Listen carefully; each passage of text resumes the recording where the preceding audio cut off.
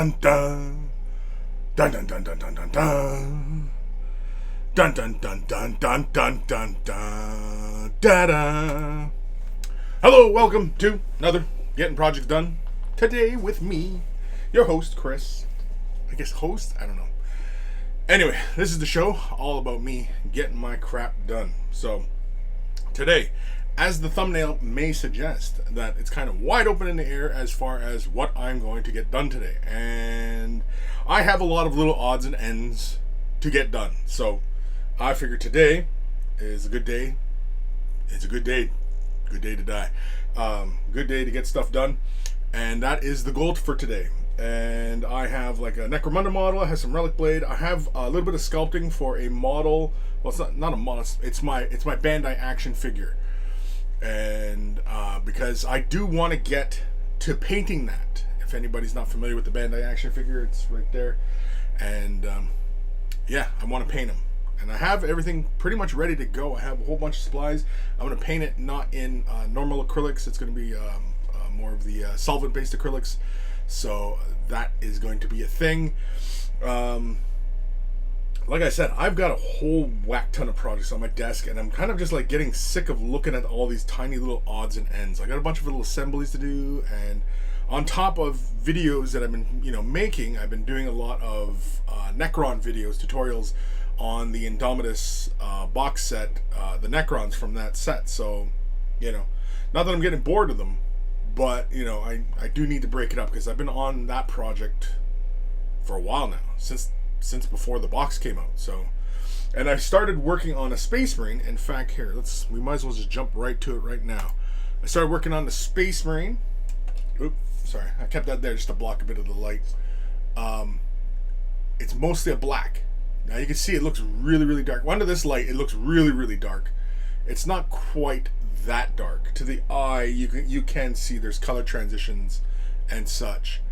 But on camera, it looks pretty darn dark. I only did the cowling or the armor of the bike, as well as the armor on the Marine. They are a slight difference in the two because I wanted the Marine or the bike to be just a little bit edged, a little bit better. Patrons will get access to this video soon enough. And of course, this will be the coming weeks as far as working on projects and things of that nature. It's a big model, and it's going to take a little bit to get done, so I'm not entirely happy about that. Just because for my kind of production schedule, I like to keep things fairly short and simple and pretty direct. And I usually don't like to do a lot of these beginning to end type videos, but the people have asked for them, and so I shall deliver. So today, I'm going to get started on finishing off. I have this last little corpse grinder. I have his base all ready to go. I have the model all ready to go. I just haven't put them together, and I also haven't done his blood effects all over him. And why I haven't gotten around to that yet, I have no idea. But this is going to be the first thing I'm going to start up on. I'm going to move that. Probably move that. And yeah, we'll keep this over here for the moment. We'll keep him right there. And we are going to, I'm going to grab my little bit of silly putty here. And because I'm going to need a little bit, because I'm going to mask off the hands. Just the way I've been doing the blood splatter effect on the models. Basically, I go with two thingamabobbers, 2 layers. David Mofat, subscribe to Prime. Thank you, sir. Thank you. Thank you very much. Thank you. Thank you very much. Starting to sound like Elvis around here. Alright, we're going to have this little chunk ready to go. Actually, I probably don't need that much. Right? Yeah. Let's break this apart. I find with the silly putty, after a certain while, because it gets all these little impurities and stuff inside of it, after you've used it for quite a bit, it's almost due to get retired. I've had this silly putty for a while, a couple years now, and I can feel it kind of getting kind of funny. So, not haha funny, but funny. All right, so let's grab. Now for this particular way I do the splattering, I'm going to do it with a combination of airbrush and paints. Whoop, almost dropped my chrome my airbrush. So I'm going to grab a Patriot 105 and I'm going to turn the PSI way up and get that off that metal so it doesn't vibrate so loud. Alright. Not too concerned about keeping the airbrush clean because we're only using it for air. That's the only reason we're using it. And that spat water at me. Yeah, it's a bunch of water in the moisture trap. What color am I going to use? I'm going to use some Rhinox hide. This is going to be the first color I'm going to use. Rhinox hide is a really fun color as it has brown and red quality to it, and it's actually a fun way to introduce a darker tone into red. So if you were looking to shade red, you could add Rhinox hide to it just a little bit, and it would take that red down a bit. Instead of going with something like black, you could add black to red, and it will probably give you a color similar to this, but when you add black, it's just like pushing it all the way through the scale like that, whereas adding a color like this, it just nudges it. It's like little nudges. And when you're trying to dial in a specific tone and color and look, it's easier to dial in your effect rather than just kind of hit it and bring it all the way one side and then trying to bring it back, and then, you know what I mean? Like it's just a little bit more efficient, especially if you know what your desired end result is going to be. So I'm going to use some Rhinox hide, and for the blood we are going to use, you guessed it, blood for the blood god. But that comes later. This is fun. I like this stuff. This is like for any kind of fresh blood effect. This stuff is a lot of fun. It's a lot of fun. All right, grab my paint rag. Thermicas, Chris and chat. Good day to everyone, Chris. That bike is the style I was going for, except with red when it comes to Space Marines. So look forward to that video. Also, not feeling inspired when it comes to those models, but do when I think about the Necrons. Yeah, the Necrons are a lot of fun. Space Marines, you know, it's kind of tough, right, with Space Marines because there's just so damn many of them around, and you know, it's just, I don't know. It's because oftentimes our thinking is very limited on Space Marines, right? We only think of them in a few different ways, and even like when I was busting out this guy, like I was initially going to do him Imperial Fist, which I probably will if I get around to doing like another one, because I am going to eventually get to all the Marines, and I was thinking of just using these Marines and just painting them up all the chapters. And it's a project I've done a long time back when the Betrayal at Kalfbox came out, and I had done the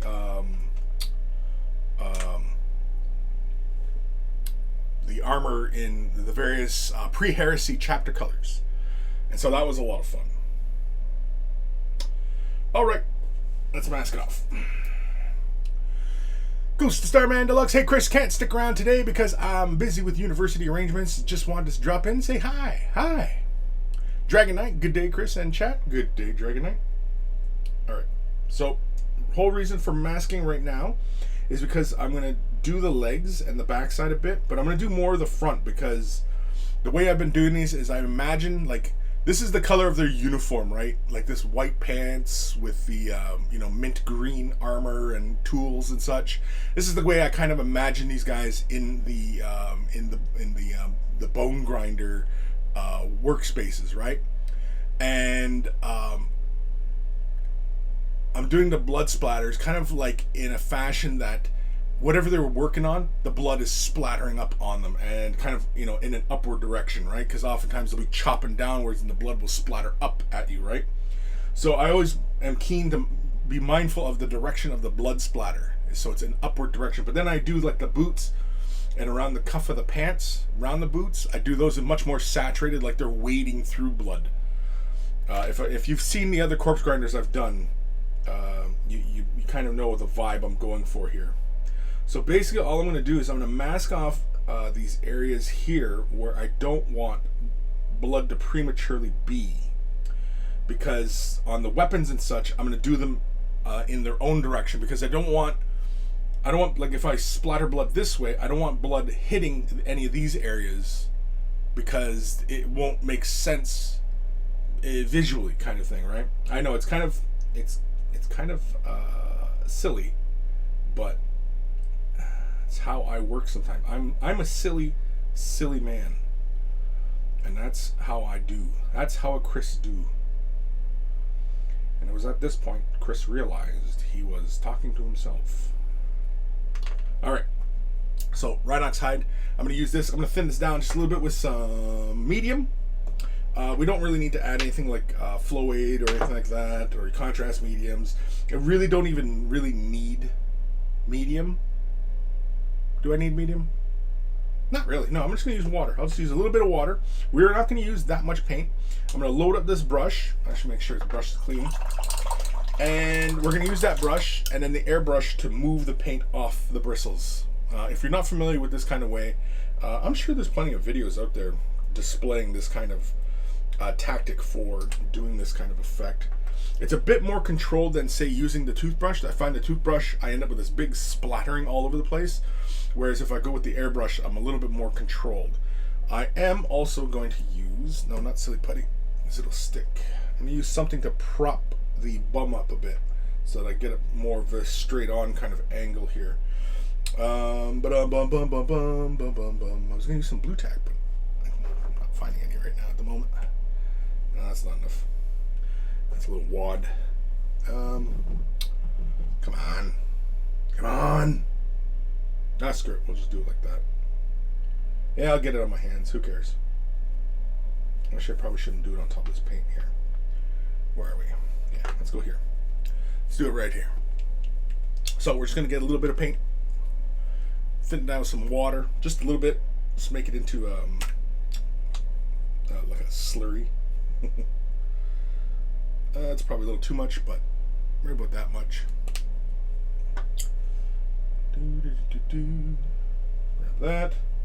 Grab a little healthy amount of water. See there? Yeah, there we go. So I'm gonna mix that in. Because I do want to introduce some translucency to this as this splatters on, because this is representing the dried blood. That's what this is for. This is what this color is for. If you haven't already figured that part out. Okay. Now the fun part. So I grab an airbrush. I have the PSI turned all the way up, so it's around 30 something PSI. And yeah, definitely want this propped up more though. Oh, dang it. Oh, wait, here we go. I do have a cork around. Let's see if we can prop this guy up on a cork. There we go. Yeah. That's not bad, right around there-ish. Yeah, that's good right there. Perfect. Perfect. So let's grab a little bit of paint quickly before it all dries up. Actually, grab a pretty generous amount. I'll hold it fairly close to where I want it, and then I'll work the airbrush back and forth like this, and this will just knock the paint right out of the bristles. Start the airflow, just like that. You guys probably can't see that very well, but I'll show you guys in a second. I'll do a close-up.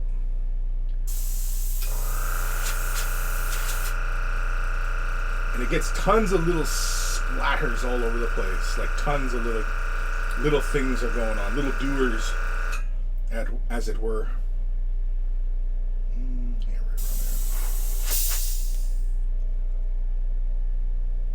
A little bit more. Right around here. Yeah, there we go. All right, let's go over. We'd like to get this angle. Is it possible to get this angle? Not really. Whoop. Annoying. I need like little grippy hands. Screw it. Let's do the back side a bit. I don't really like to do the back too much, but I already got some sprayed up on this bum, so that's okay. There we go. And this side. Cork is rolling away on me.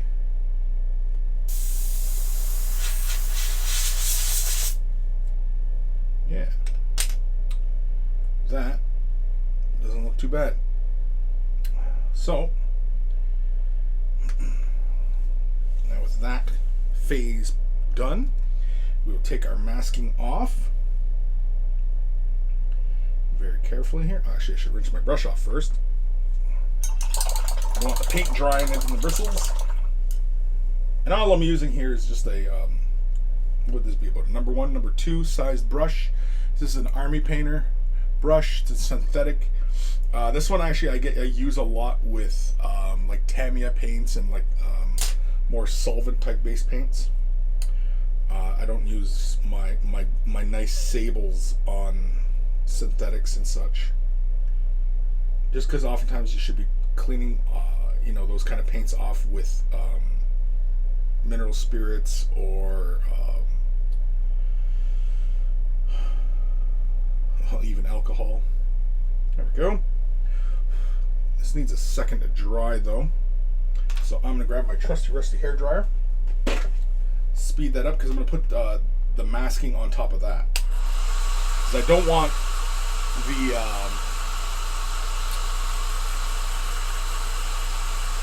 the extra splatters that I'm going to do on the weapons. I don't want that to transfer over to the body and then he's just, you know, completely covered. I'm not looking for that level of gore. It's kind of unnecessary.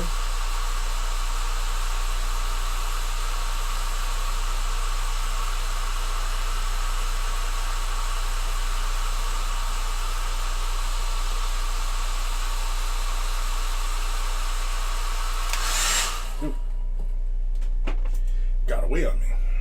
Alright, so really quickly here, if we can, let's mask off the legs. So I'm just going to use the same little wad of putty that I was using. I'm just going to mask off the lower body. Try and work this somewhat thin.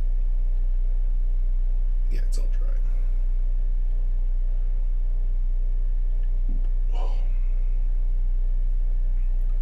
That's all I'm looking for.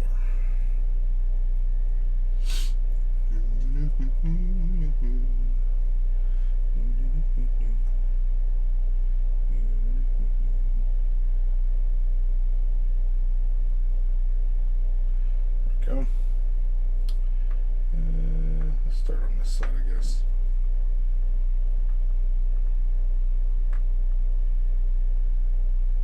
Yeah, right there. All right. Now with this one, it's going to be a little bit tricky because I want to get on the inside of the arm as well. So we'll have to see what happens here. Yeah, figured that was going to happen. Blew it all away because it's not mounted, right? So I need something a little more solid to rest against. What I need are little grabber arms. This is a kind of a three-hand operation here. See if we can keep that right there. It's going to make the paint bottle get splattered, but that's all right. It's just a paint bottle. Screw it off. Cork is not heavy enough. And I'm not getting any splatters. What the hell's going on here? Maybe the paint's getting too thick. Might have to grab some more paint. I need something to hold this guy. I do have these little things. Maybe this will help me. Don't want to grab onto the paint job though, but I wish I had something to hold it by. Yeah, see, I need the little grabby support arm thingies. You know, like soldering kits, they often have those things. Yeah. Put the paint pot behind the cork. Yeah, I did that initially, but the cork still rolls. I mean, like, cork is obviously very light, right? I mean, I can do this two-handed. So I can just hold this with that hand, hold that there, and then spray. Yeah, we can probably just do that. Let's do that. Watch this. Get some paint. There we go. Right about there. Right about there.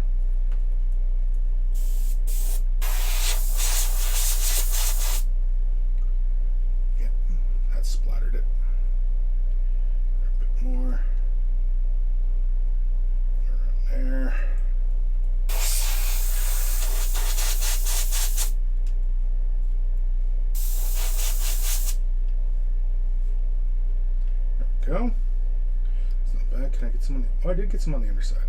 Excellent. Let's grab a little bit more paint, though. Grab a bit more paint. Let's see here. Do it like that. Do it like that. Perfect. We should splatter that really nicely. Right around there.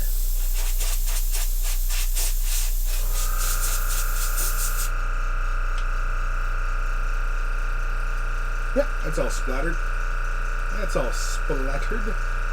Okay. I think we've worked out our system here. So I'm going to quickly rinse this off. Grab another bit of paint. And then... yeah.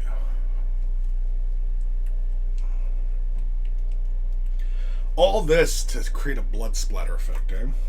It's a lot of work. Rather than just simply just hitting the model with some blood for the blood god and be done with it, right? We could just as easily do that. We could. But anything worth doing is worth overdoing. As the famous words were said.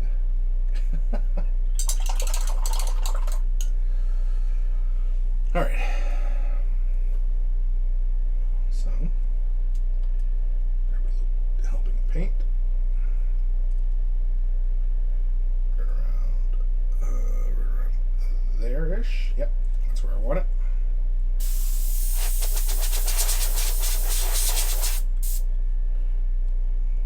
More.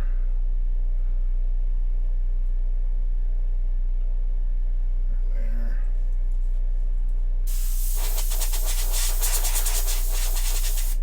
Yeah, there we go. I like when there's like a good glob and it hits and then it just drags along and it creates that little tail. I like that. It looks proper gory. Okay.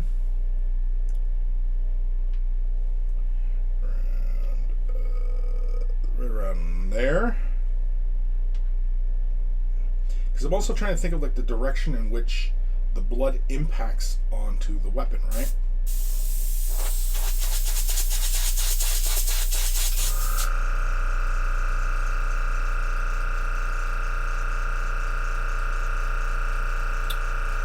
Bad. Grab a little bit more. Let's see if we can't hit those knuckles a little bit more. I want the knuckles kind of really sprayed with blood.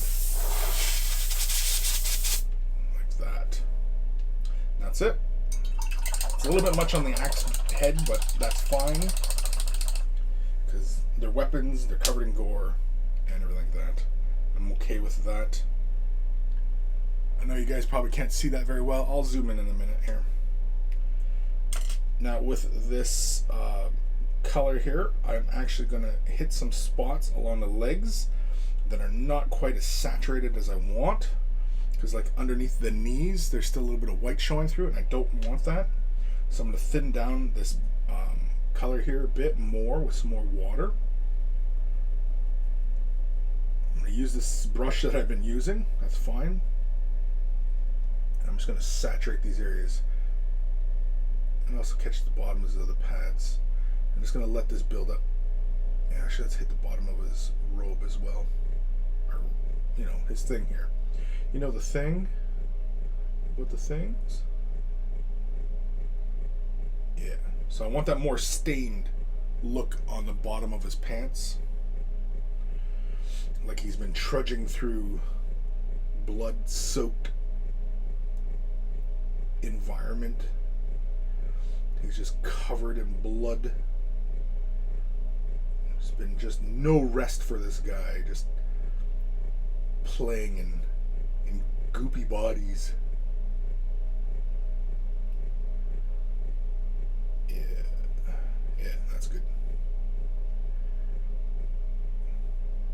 I know it's a great deal of thought given to, you know, creating this bloody like look. Oh shoot, I hit that area. Oh, we're okay. Actually, that worked out to my advantage because I can just pull off some of that color. It was just a little bit heavy here on the axe, so I ended up touching it, but it actually worked to my advantage because I just touched it again and pulled the excess off, which is fine. You know what? I am going to hit the axe heads right closest to the gears and around around this one too. I'm going to hit that. And I'm just going to just build up a bit more color. Just because. Because I can. Yeah, that's fun. Yeah. Alright. And then...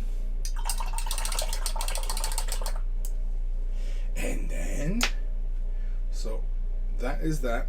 We'll give that a second to dry. Put the airbrush away for a second. Thermicus, could you use the air to streak some of the brown after the step? Yeah, you could. Like, you know how, like, remember, like, in art class, you put, like, little ink on the paper, then use a straw and blow it around? Yes, you could. I would have to turn the PSI down to do a bit more of a controlled flow like that. But yes, you totally could. You could totally do that on any surface, really. And in fact, could you imagine doing like an Eldar tank? You had these colors, and then you did that kind of effect and just blew the the ink around, and just create like these little branchings. You know what I mean? Just having fun with it. That's half the fun, right? Is to experiment and have fun. And I mean, we're all supposed to be enjoying ourselves, right? Seems like everybody wants to take this stuff so darn seriously. Why so serious?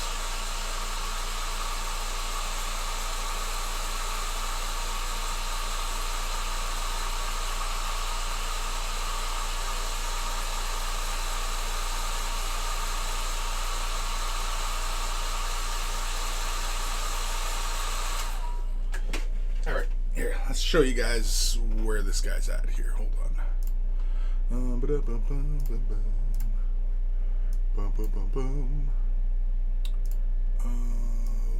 Focus. Bring this up nice and close. Still not bright enough. Here, let's move this light. Can we move this light in? Yeah, there we go. That's a little bit better. And so you can see along the bottom of the figure, it's a little bit more stained blood. You can see all the little splatters all over his chest and everything like that. Of course, you can see on the weapon how it's a little bit more directional, right, on the axes. And if I had done this like without masking, the blood splatters would just be kind of everywhere, right? And so, and of course the backside is still relatively non-messy, but that's the way I want it, because I want more of the blood and gore on the front end, because it makes more sense that this would be obviously where like blood would splatter on them, right? Oh, I'm getting splatters all over my workspace here. I better be a little bit more careful on how I'm working things here. I got stuff all over the place, because even this little model here that I was working on, I think she's got a little splatter on her base. I should have a little guard up. Yeah. Did I even get some on here? This is the other thing I wanted to work on today, was getting his neck guard sculpted up. So hopefully we're gonna have time for that. All right. So now the next fun part is throwing a bit more blood. For that, we're gonna use blood for the blood god. Thermicus, what's everyone been watching? I'm watching old painting tutorials from Chris. Old painting tutorials. That's the beauty of these painting tutorials, though. Like, even the tutorials that I created like years and years ago, for the most part, the information, the actual like technique and employing the materials, that still applies today. It still applies today because basically the nature of miniature painting has not changed, right? Because the nature of actual paint on a surface, that has not changed. We're still using acrylic paints. We're still taking pigment and applying it to a surface, right? So, All right. We're going to mask off the axes again. And then we are going to apply some fresh blood.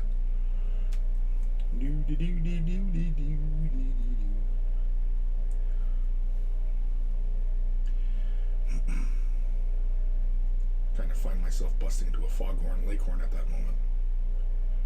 And it was at that moment Chris realized he was foghorn leghorn.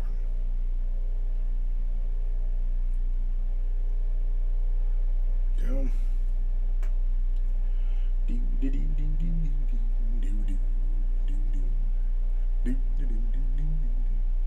If you enjoyed Looney Tunes as a child, does that mean you're a racist?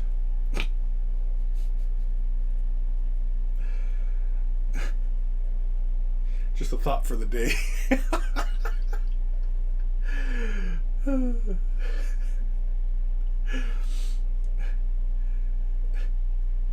Way to stop the conversation dead, eh?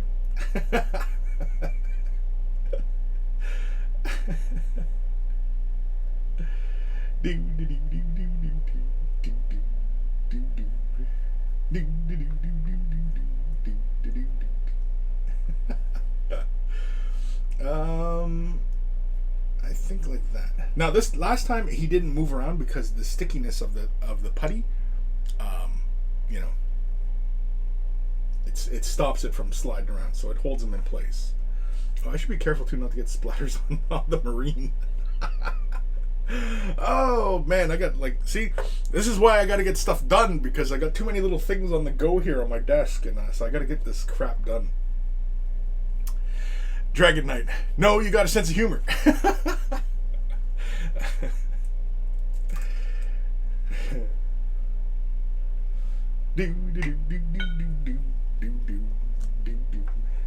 Alright, so we're just going to take a little dollop onto the brush, wipe a little bit of the excess off, but we're going to leave a little bit of goopiness. You can see how it's like a little goopy at the ball at the end of the bristles.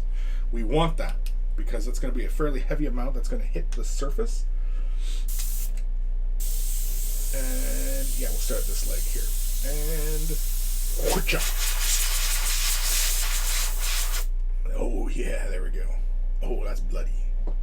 That's some blood there. Somebody got hurt. Somebody caught one. Somebody was talking when they should have been listening.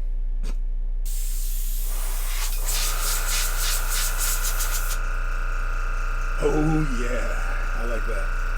That's fun. Yeah, see, he doesn't even cork anymore. He's just standing up. And yeah, I'm gonna get one kind of straight on at him. Because half the fun of doing these corpse grinders is laying this freaking blood down on people and going for a bloody mess. And I want you to stick a little better than that. There we go. Yeah, right around there. I want a nice blast upwards here. So, yeah. Oh yeah, that throws all sorts of little chunks around. Little chunks of stuff flying. Just flying. Alright, I want to get a little bit more on that knee though. So I am going to have to we're going to have to hold him and get that knee.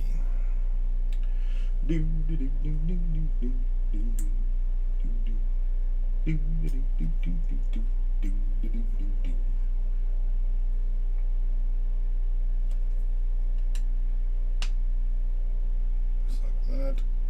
Oop. Oop. Oop. Kind of lopsided here. Can we hold it like that? We can hold it like that. We can do it like that. Yeah.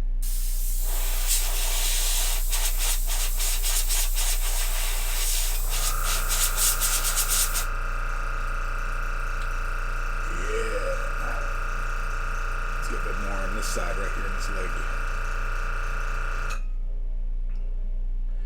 Now, doing this kind of thing does not stop you from, employing the paint in a more controlled fashion, being very deliberate and, creating your own runs and stuff like that, right? Right around there.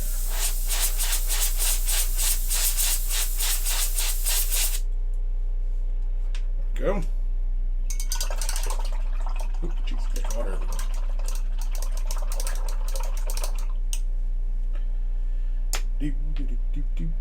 Give that a second to dry.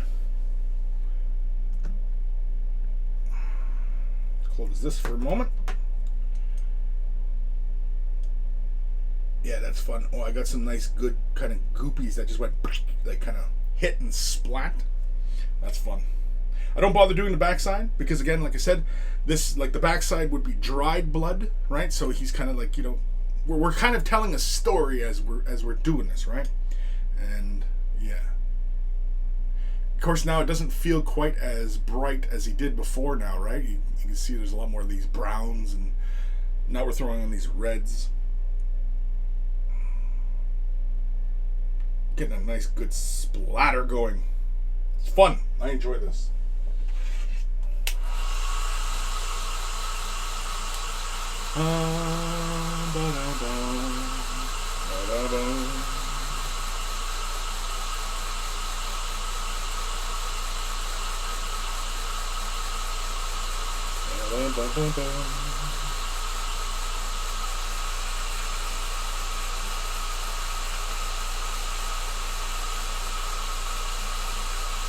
Even afterwards, I'll still most likely come in and, you know, throw a little bit of more blood for the blood god on this.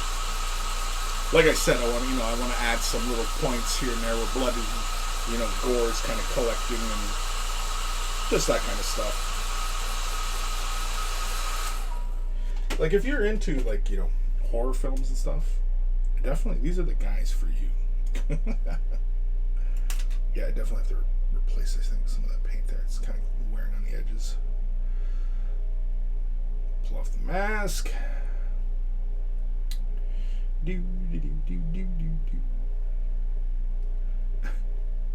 I need a new song. Oop. Oh, somebody's just joined us on the Discord. There we go.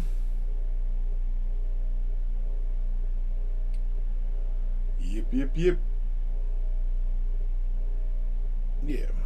So, what we'll do next is we will, since that should be all dry now, we will mask off the lower half.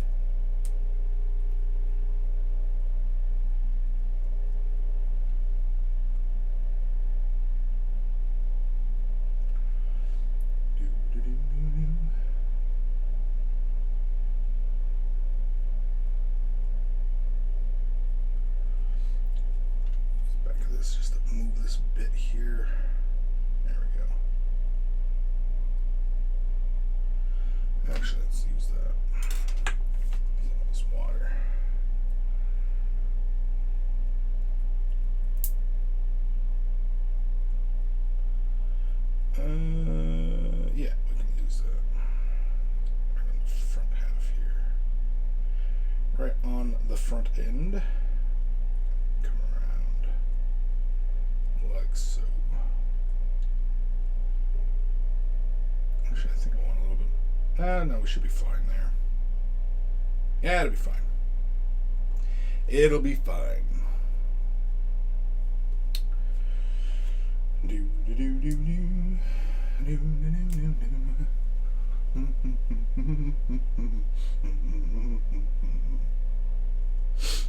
All right.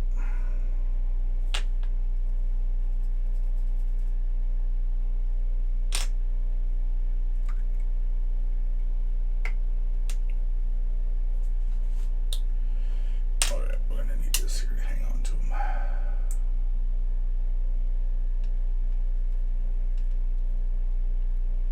Yeah, there we go. Grab a little bit of the blood for Blood God. Oop, almost hit the model with it. Grab my airbrush. And let's splatterize them.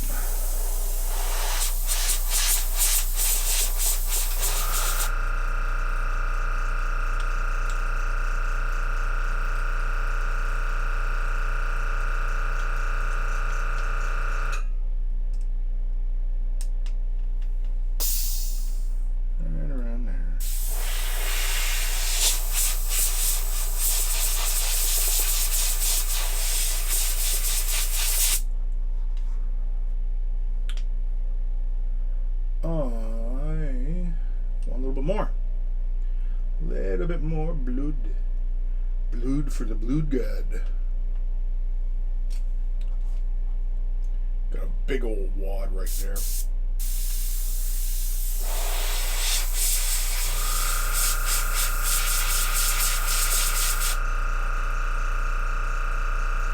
And it's not bad. See if we can get that inside part. There.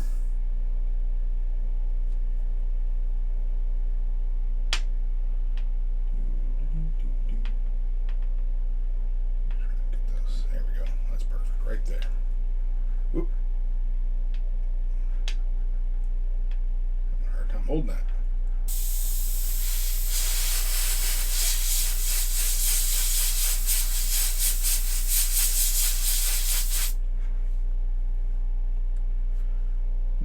Not bad. Yeah, we can always fix that up after.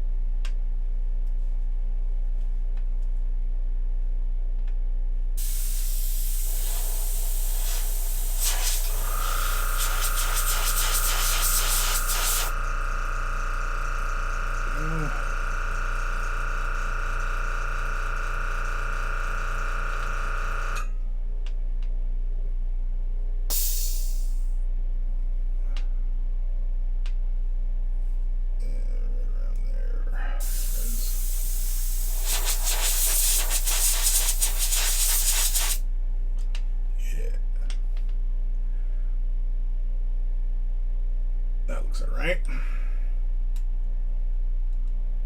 More.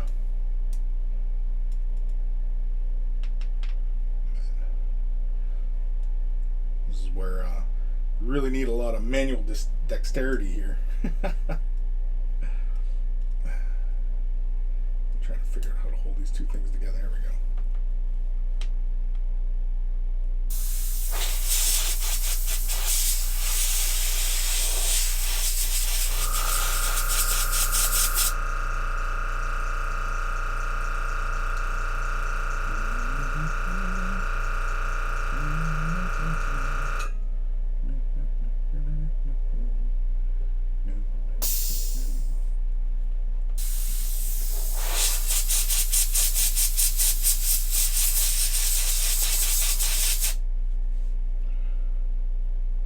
Go.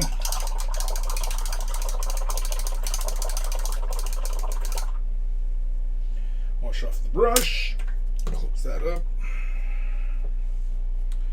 Put the hairbrush away. Grab the hair dryer. Let's dry this up.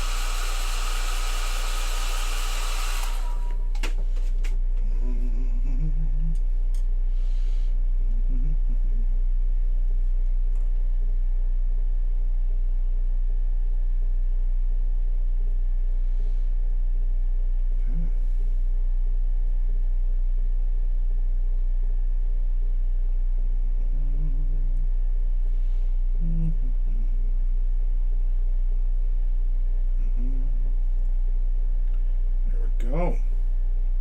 Yeah, we're definitely going to come in and touch up some of these areas where the blood is. Let me see here. Let's see if we can't zoom this in a bit here. Let's go here.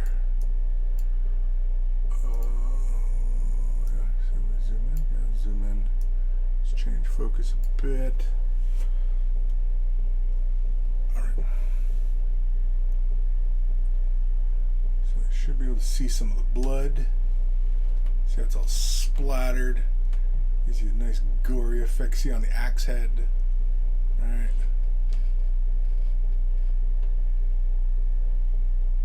It's a lot of fun. I like that visual difference. Oh, you know what? We didn't do the base. And on the base, I usually do a little splat. Now I'm not sure which way I'm going to have. Oh, no. Change the focus again. Usually on the base,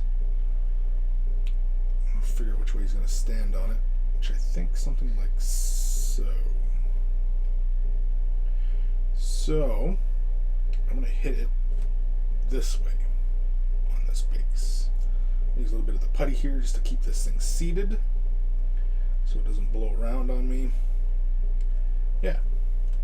Let's grab a little bit more of the blood for the blood god. And let's hit this base.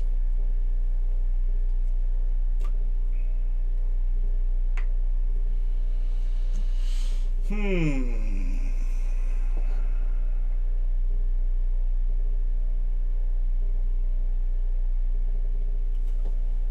around. Yeah, something like that. Oh yeah, I like that. Damn, I think that's good enough as it is, I think. Let's get a little bit more right around in the beginning here.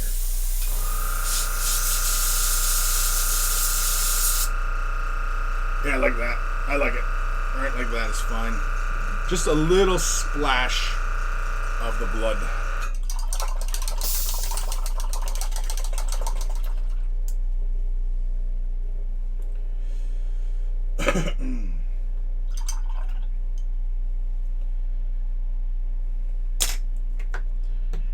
Alright.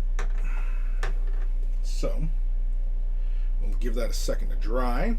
We will take, because I am going to pin this, so I'm going to take a bit of this paper clip here, and I'm going to get my pin vise, grab pin vise, my bits, grab my, where's my little pliers? The little pliers, where is,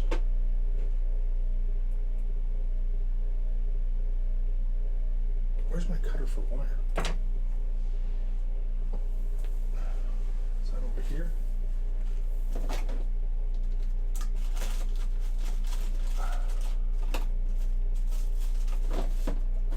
Where, oh where is my little thing gone? I am missing my little wire cutter. So I have that one.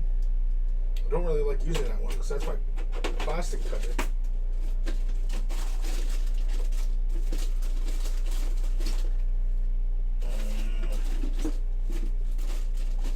There it is. There we go. I use these guys. They're pretty much the same as my plastic cutters, but I use these for clipping pins and stuff like that because I've already kind of dinged the blade up. So, yeah. Anyway, we're just going to need a little length here. These are my little pliers here just to move the pin about. Straighten it up, just like so. And so I'm going to put that in, So yeah, I don't need about that much. So, take our cutters, and we're just going to cut this right there. Just like so. We have our pin ready to go. So now we're going to take our pin vise.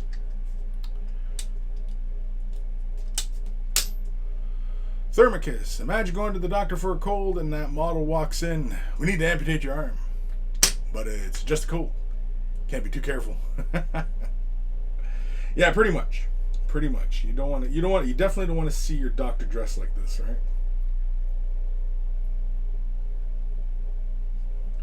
Just trying to make sure this is lined up properly.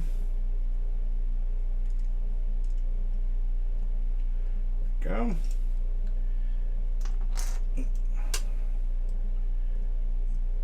By the time we need that, that'll be fine. Yeah, that looks good. I like that. Nice little bit of splatter on the base. Just a little bit. Not too much. That's all we need. Alright? Just that little splash. So now I'm going to drill into the foot. I'm not too worried about making a pilot hole as such as I normally do. Well, I guess I should probably. Where the hell's my blade?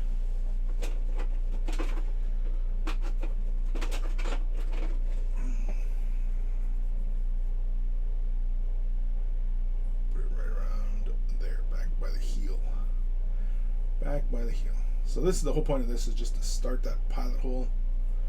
We talked all about the pinning and such last week. I don't think we really need to go over it again right now. I don't know if I've done a video recently on pinning, but yeah, we might be due.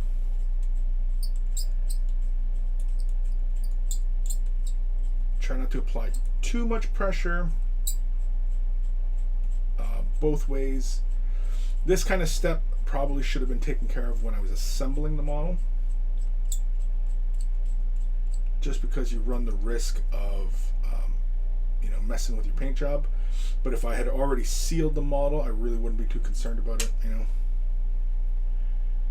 And is that enough?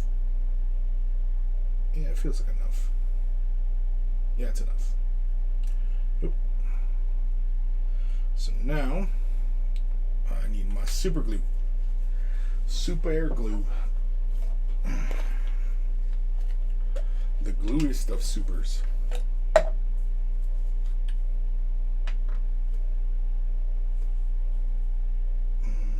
What did I just do with my knife? Did I put it back? I did too.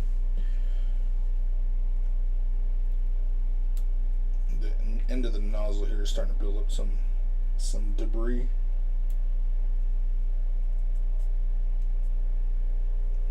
Not that it's clogging or anything like that, it's just preventative measures, right? Alright, so let's take a little bit here, the pin. Actually, let's take it right on this. You guys can't even see what I'm doing. If I really wanted to be a stickler for things, we could. Is this even flowing? It's not even flowing. This bottle's getting pretty old.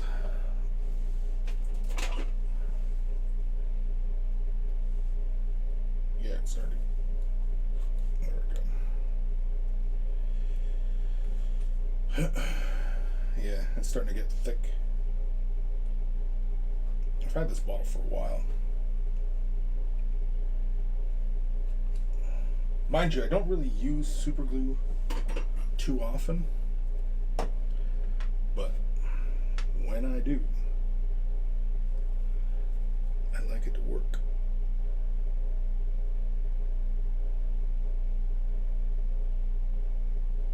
Are you kidding me?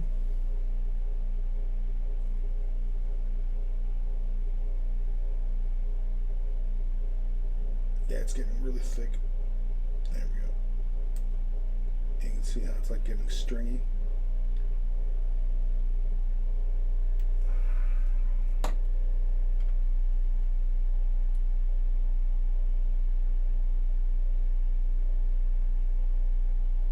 we go. Okay. Look at I press the bottle here. Man. That's annoying. I'm gonna have to get myself some more super glue. CA glue, as it were.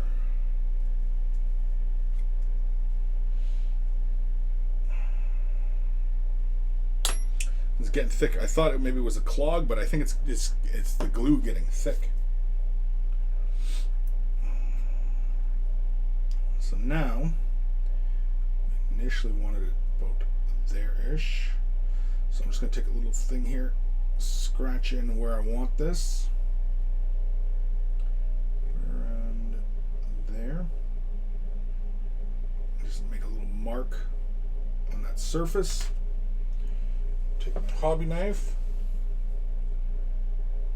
Where is it? There it is. Just create that first little pilot hole. So, get the drill bit.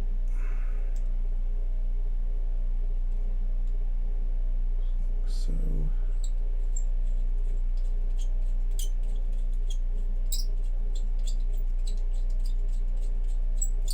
This is going to go all the way through, just like that.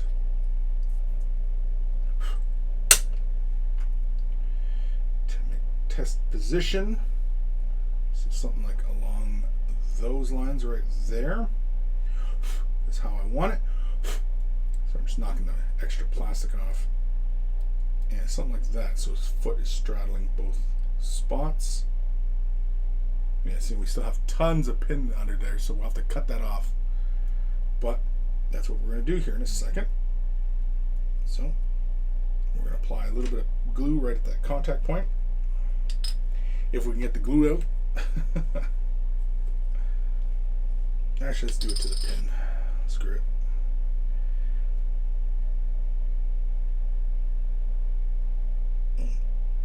Yeah, it's flowing like jelly. I'm not too crazy about that. I don't like when it flows like that. So I'm going to take a little bit off here.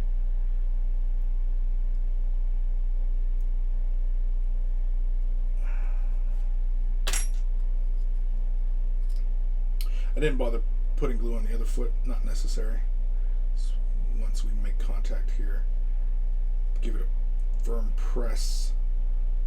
Give it a few moments. I'm often reluctant to use activator on a finished paint job because I've seen the activator strip the paint. So that's why I often don't use the activator in these instances. But there we go. All I gotta do is just finish that rim, and this guy's done. Oh, and I was gonna add a little bit more blood. Let's take our cutters and cut that little extra little bit off, just like so. Come on. There we go. There. That's it. That can go in the garbage. I don't need that.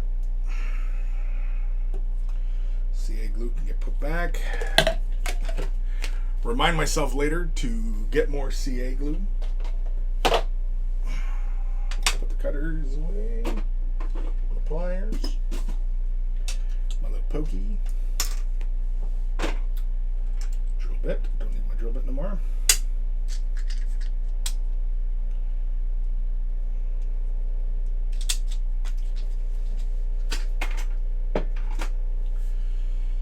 Okay. I don't need the silly putty at the moment. Let's put this out here. But we are going to play with the blood for the blood god for a quick second.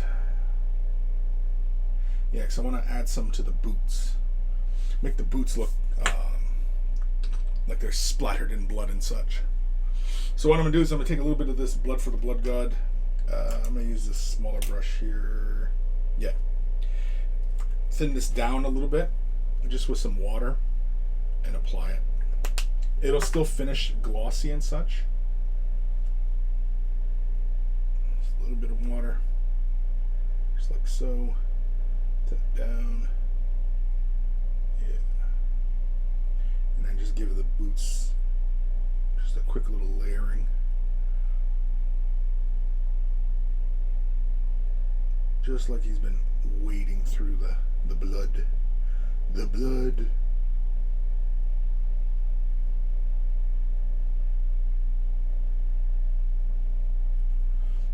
just a little bit. It's just a quick little layering.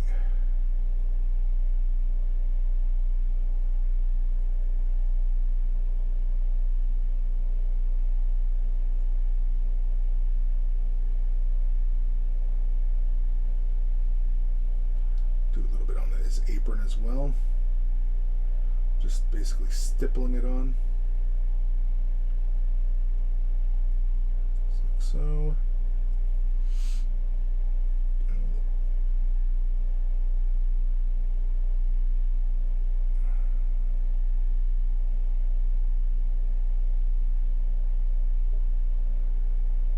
Yeah. And that is all we need.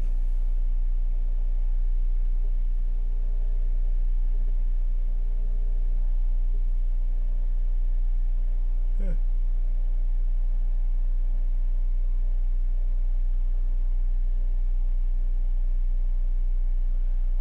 Just moving some of the color around here. That's it. Let's just do the rim, and that is done. And he's ready to join the rest of the gang. Put that away. We don't need that anymore. Okay. Area's a mess. It's okay. Oh, right. It sounded like. I'm gonna grab some Abaddon Black. Do the rim. Take a sip of coffee. Where are we at in this chat? Holy crap! That was an hour? That was an hour of that? Jeez Louise. All right. Oh, jeez.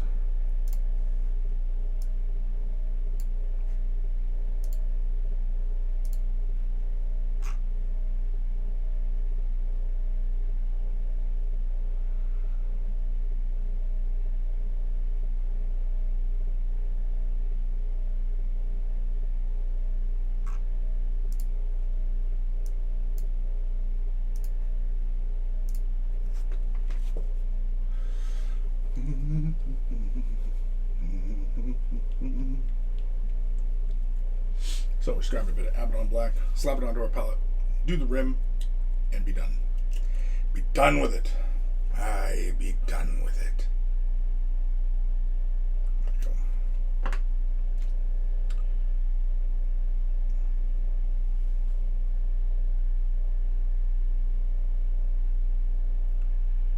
have to do this in 2 quick layers.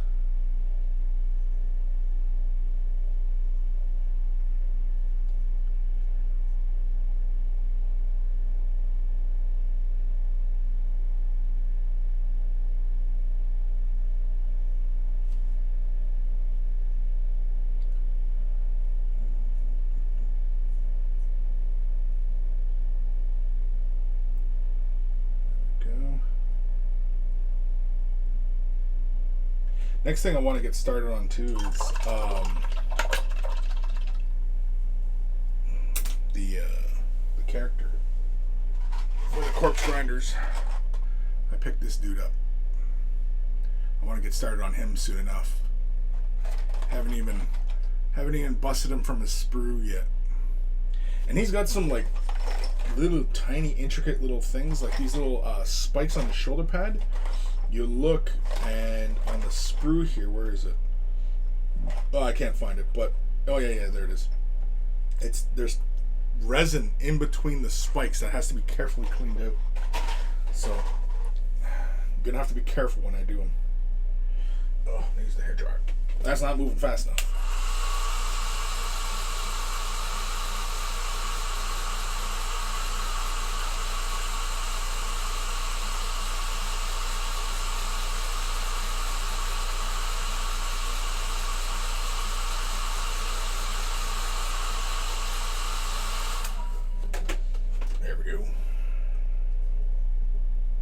Grab a bit more black.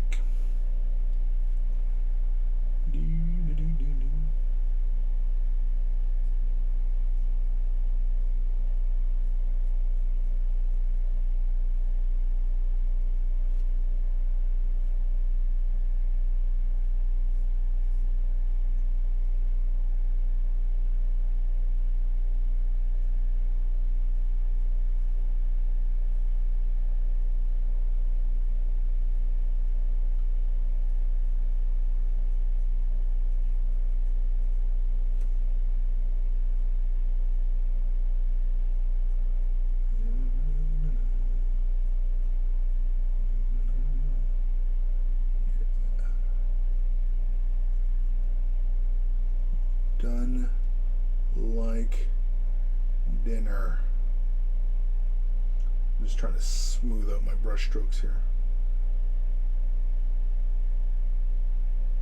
Yeah, there we go. Good enough. It's a playing piece. I'm not too wound up over it.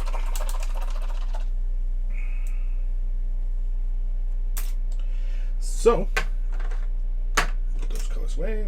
Put those guys over here. He is done. We'll give him a moment to dry. Oh. Actually, let's hit it with the dryer. Screw it. Let's hit it with the dryer.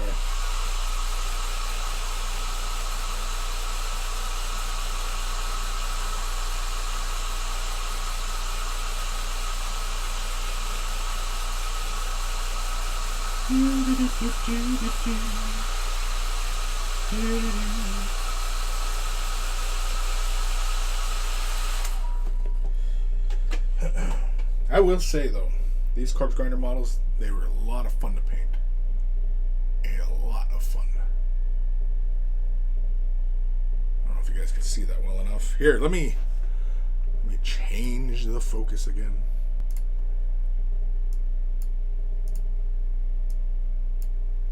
Here we go.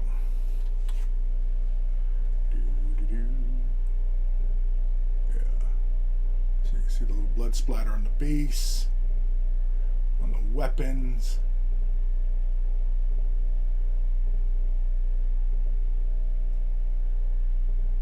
A lot of fun. I enjoyed these. These were not very super intense paint jobs. They were just, you know, more or less get it done kind of paint jobs. So, because they're gaming pieces, man. They're gaming pieces. But anywho, that is done. That's finally off my work shelf here. My work desk. So now my workspace is completely splattered and gorified and everything like that. So really quickly here before I start with the next thing, as I am going to give it a quick wipe down. Now, people often ask the palette in the video, what is it? Well, this is a big pane of glass with a backing on it. So, you know, I can clean this up. That is the whole point. That's all it is, people. It's nothing. Nothing revolutionary. It's not, you know, it's not something super advanced or anything like that. It's simply a pane of glass. I just sprayed some Windex on it. Then I take like a little razor blade, and then I just run it along the surface.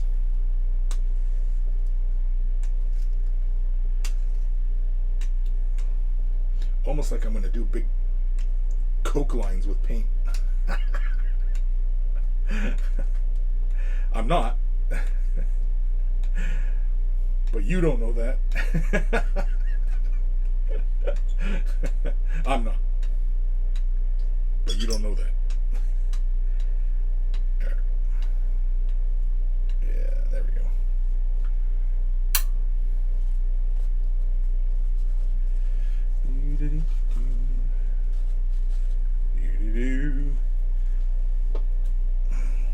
Get another sheet.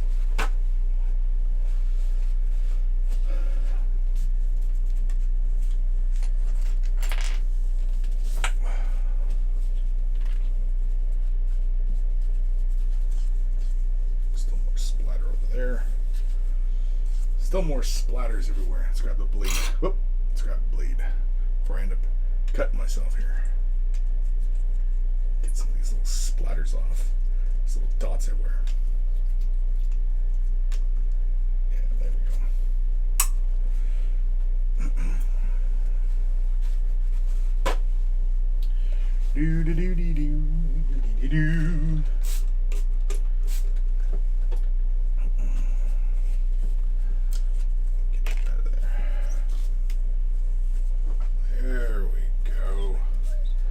I like to keep my work surface nice and clean so it looks pretty on camera. And that is the only reason I do this. The only reason. I know many people have asked me in the past about like using glass and like, is it better and blah blah blah. No. It's only so that it looks good on camera, because oftentimes, especially when in some of the older videos, he was using like a CD cover as the palette, so that, you know, the light from the like the table, but it was clear, because oftentimes what ends up happening, for example, in a lot of people's videos, when they're using the palette, they often have to use, you know, you gotta balance the white balance. I know, balance the white balance, right? Because when you use like a white palette, well, I guess you can't tell because the camera I'm using right now here to do this, I actually have something on it so that I can throw something white into the shot and see it doesn't throw off the color. If I took it off, the color, you'd see like the colors change. So like this blue in the background would change values kind of quickly, and you know, so yeah, that's, but again, that's the only reason I do this. All right, next up on the list is this head. I'm gonna start sculpting. Now, really quickly here, I'm gonna move some of this crap out of my way. Got my airbrush and stuff. Ugh. Now, really quickly here, I want, oh crap, wrong button. Unhelmeted Space Marine. That's what I'm gonna search up right now. Unhelmeted Space Marine. Unhelmeted Space Marine. I probably should have looked up unhelmeted, like Primaris, but yeah. Let's see how, because I want to capture like the look, right?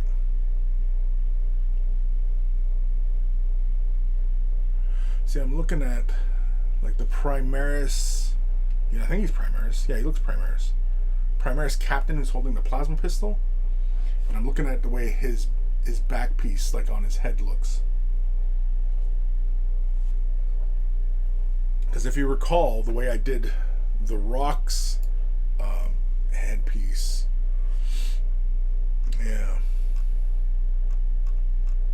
Why does it, when I type in unhelmeted Space Marine, does it not show me a lot of unhelmeted Space Marines? How does that make any frickin' sense? See, because basically this head is going to be used on the Bandai Marine, so that if I feel like swapping heads, I can swap heads. Just for giggles, you know? Just for giggles. Yeah, that search wasn't helpful. Let's go Primaris Space Marine.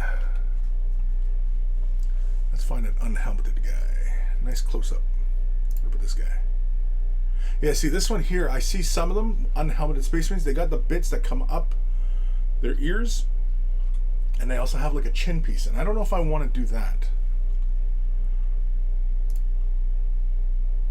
Yeah, some of them have like, it kind of runs like a little bar, and then like it has like a chin piece. Again, I don't know if I want to do that.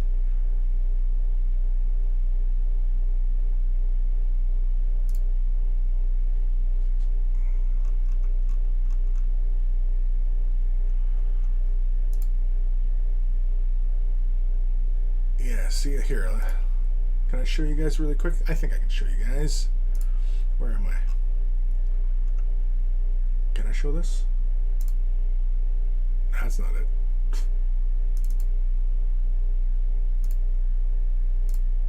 That's it. Yeah, the Space Marine on the right. You see how it's just got that simple band in behind his head? But I see some of them have like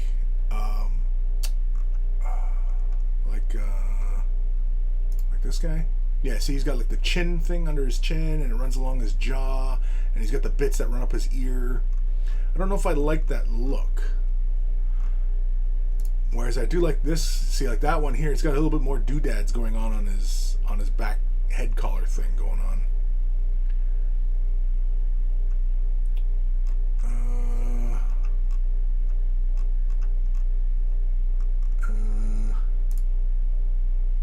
Yeah, see, I'm not too crazy with that one either, right?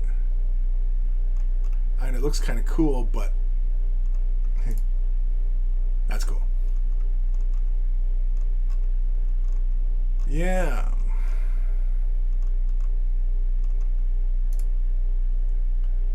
See, now he's got the thing on the one side of his head. I don't know what that's about. Is there more pictures we can search within this? No. Only one. Unhelmeted Marines. What about this guy? See, he's all prepared for the pandemic. Still keeps his breather on. Alright. Yeah, I think I'm just going to stick with... shit, I lost it.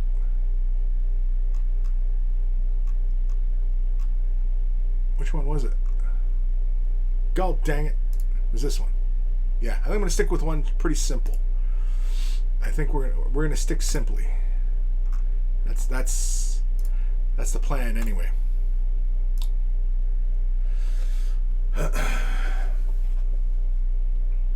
Thermicus, best investment into my painting I have made is a pane of glass for my workspace.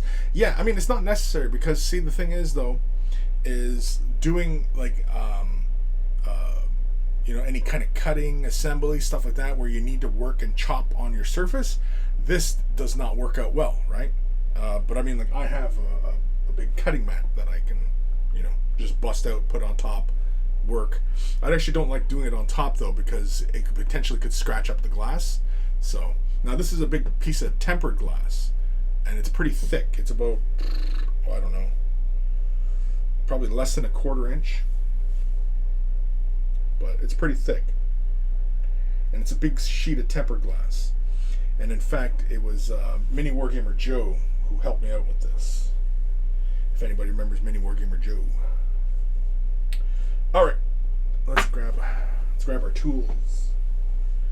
So I'm gonna need my sculpting. Oh, piss off. Okay, grab my sculpting tools. Where's my shapers? Oh, there's the shapers. Way the hell over here. Fantastic. Ah, the green stuff is right there. Perfect. Whoop, where's the yellow? Whoop.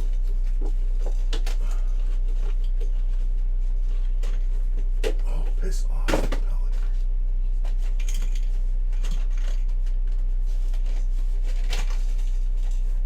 Where is...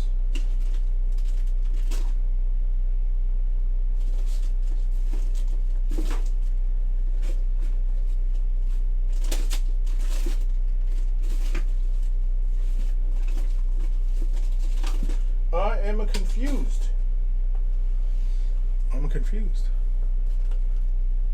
I'm missing my yellow component. Where the hell can the yellow component be?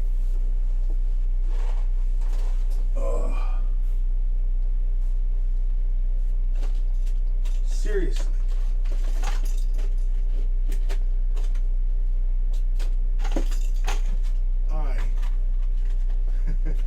I need to reorganize my crap. Is what I need to do.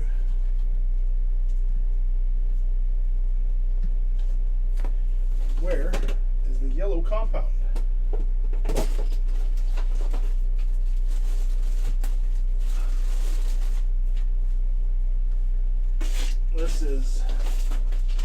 This is no longer funny.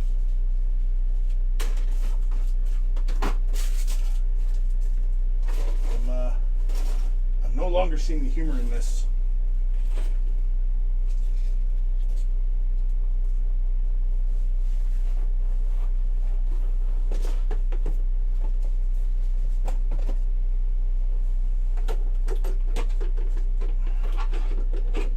I've got too much frickin' crap going on here.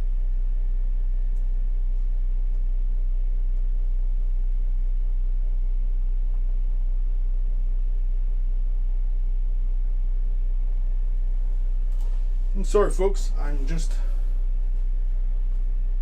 kind of dumbfounded. So there's my blue. Where's my yellow?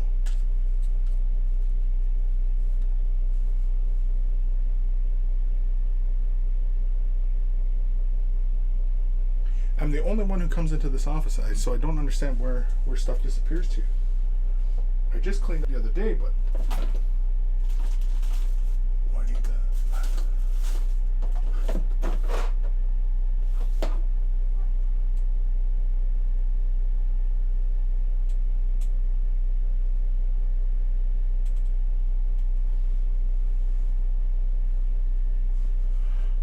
I'm confused.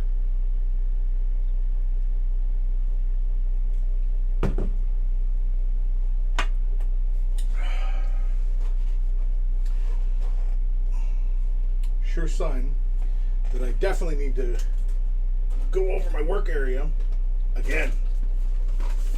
It was right in here. I understand where it possibly can go. Where can it possibly go? Did it fall? Does not look like it falling.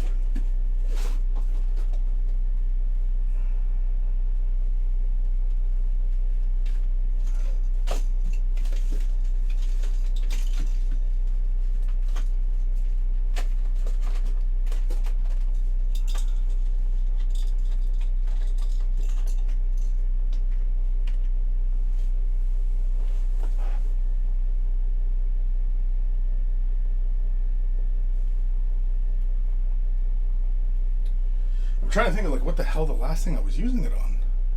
But why would the yellow disappear?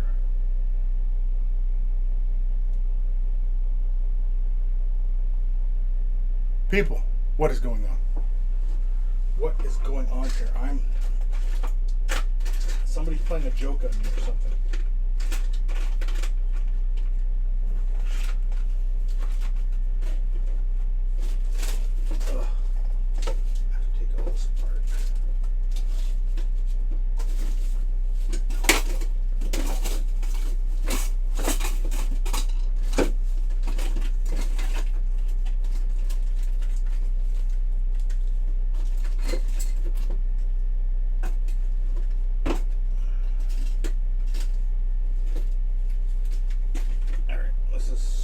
Super annoying.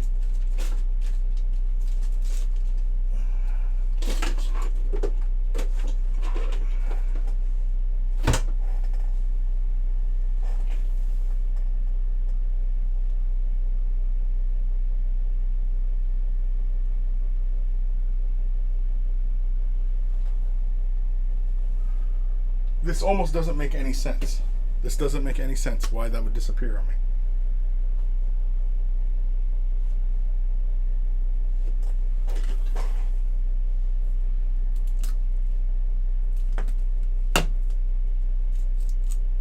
I'm an idiot.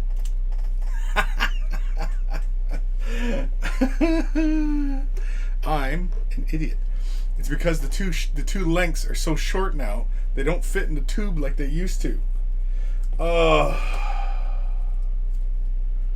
I'm an idiot.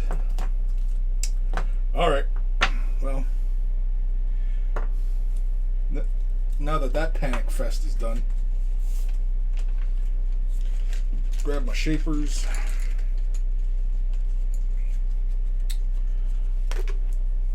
Have those all ready.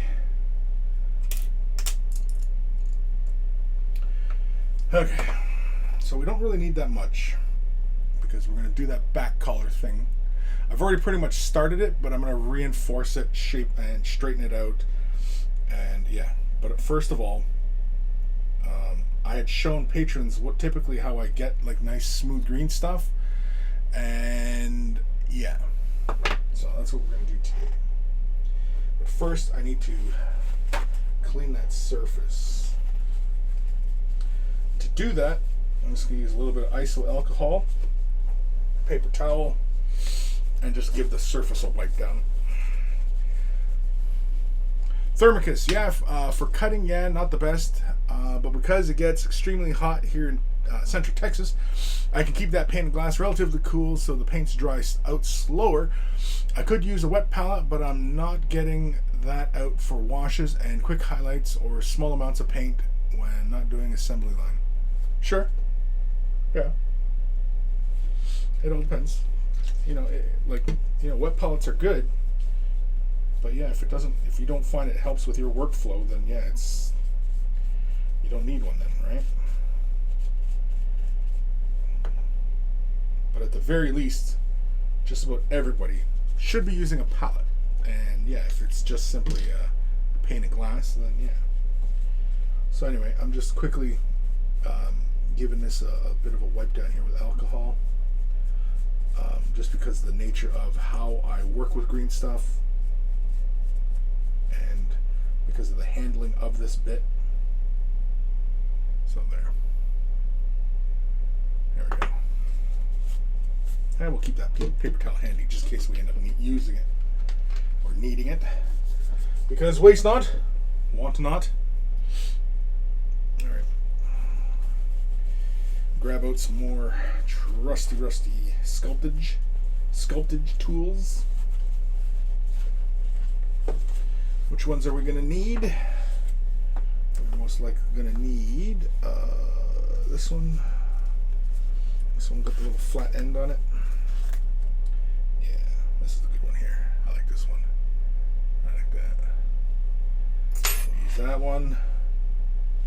Probably, maybe this one. Maybe for that curvature. But this one here, it's got a flat diamond end to it. So press it down. It's got a slight curvature to it as well. You can kind of see there. So we'll use that one as well. And I think that's all we need.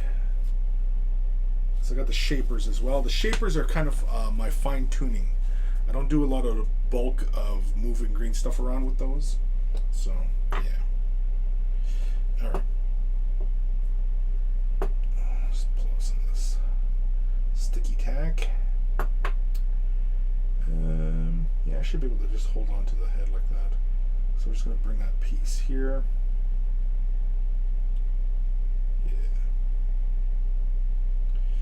I actually should bring out the rock so I can see how far I brought the chin down. Oh yeah, see? You can see how far I brought the chin down, how far the neck comes down. So we're just going to do essentially the same thing. So basically I don't go past the ear, the middle ear. Now there's already a bit of green stuff in behind there, but I can paint that and that should just look like hair. I could also just clear that out as well, but yeah. So, yeah. Yeah. His head almost looks a little bit smaller, eh? Than the rock. Rock's ready to punch you out. He'll punch you in the face. Pow. Yeah, I'm going to repaint this Bandai action figure, so yeah, it's going to be fun. It'll be fun. And fun is fun. So, grab a little of that. You don't really need that much, although I may bring the guard part down from his jawline. Because the way I see some of the unhelmeted sculpts, they kind of have like that, their collar bit kind of comes around. So, yeah. Yeah. Oh, I need water. Yeah, I got water. Got water. Where's my paint rag? Man, I was flipping right out there. Oof. Trying to find that. I thought for sure somebody was playing a joke on me or something. I was like, but who would come down here and do that to me? Like, my son, my daughter, my wife, like, those are the only people who come into this space. And it didn't make any sense. I was completely baffled and freaking out for no reason. Yeah, just a little bit like that. Yeah, that should be plenty. It's probably too much, but better to take off more than I really need. So I'll wet my fingers here. I just use an X-Acto blade, just kind of slice off a bit. So I'm just gonna mush it into a bit of a ball, just so I can get a gauge about how much I'm using.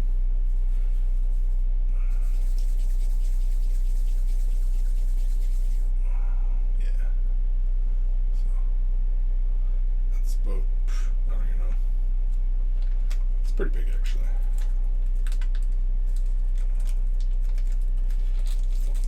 Down, put this back in the tube, and try to remember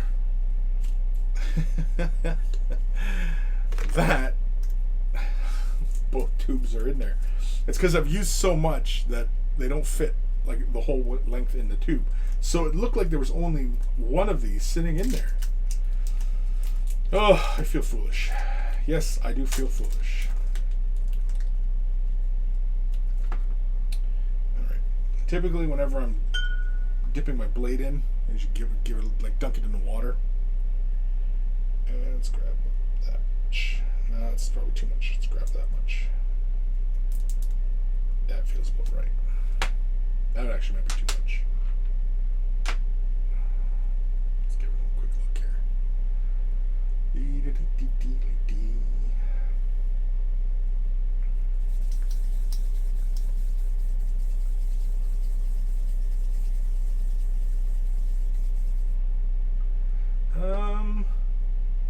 No, about the right size, about the same size.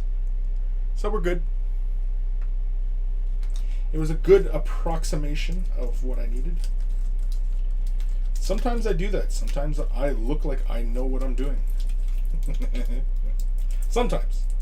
Not all the time, just sometimes.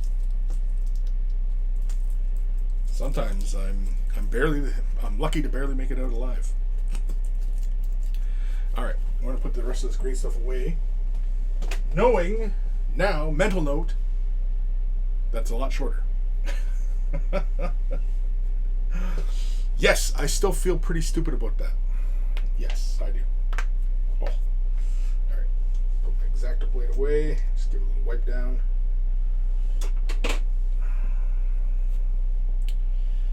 Alright. Yeah, because see the way the head, like see how it tapers in really close to the sides? I want it to stick out like about 1 millimeter out from his head. And I think we're going to bring, underneath his jawline, we're going to bring that down just a little bit. We're going to come down just a little bit from there.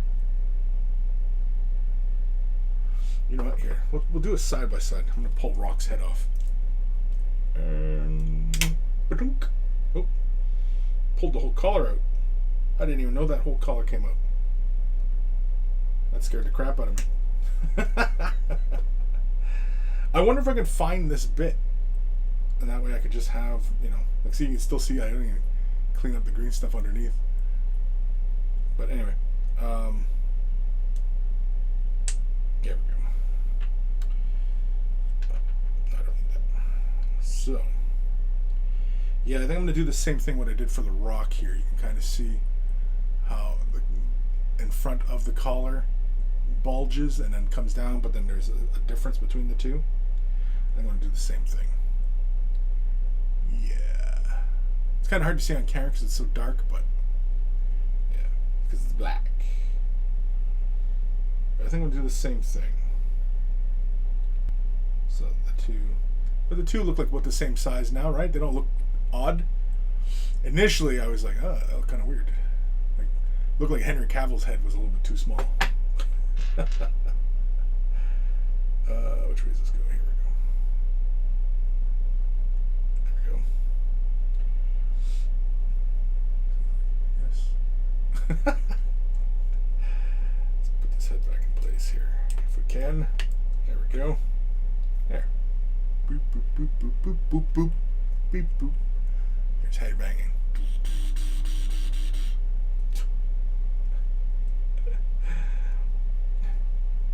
Everybody's like, what the hell is this man on? What kind of drugs is this man on? We don't know. Alright. Let's get our fingers wet. Piss on. Piss on. I just use this brush here to keep everybody in check here. Alright. Now for the boring part. I'm going to start kneading my green stuff. Kneading. That's what this is called, kneading. A little bit more water.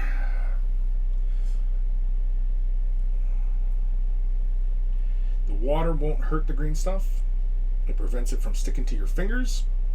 But this stuff will cure in water. So you don't have to worry about too much water or anything like that. Water will just make, too much water will just make your work a little bit messy, but otherwise, it's not a huge issue. Alrighty.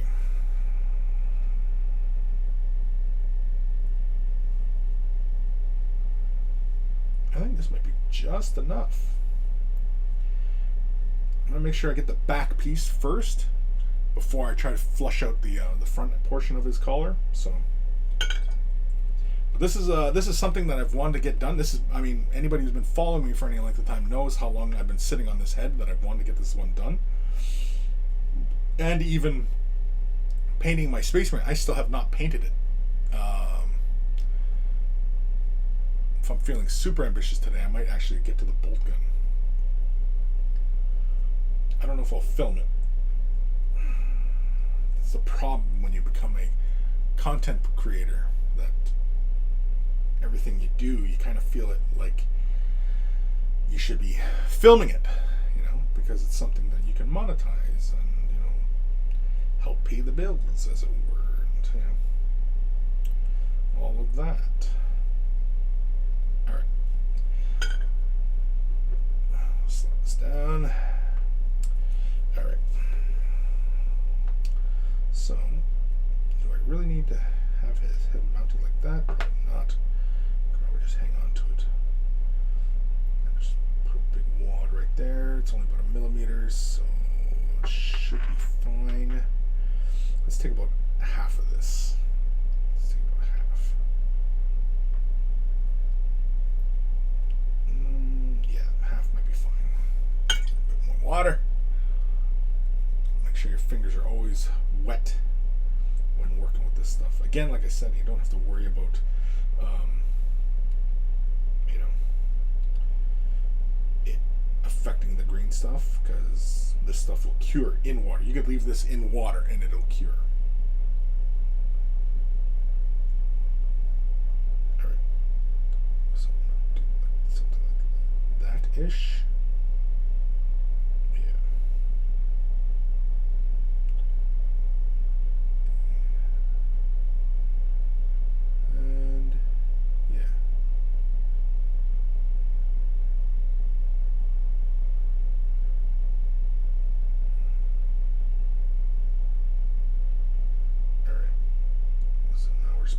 Pressure to make sure it sticks down to the surface.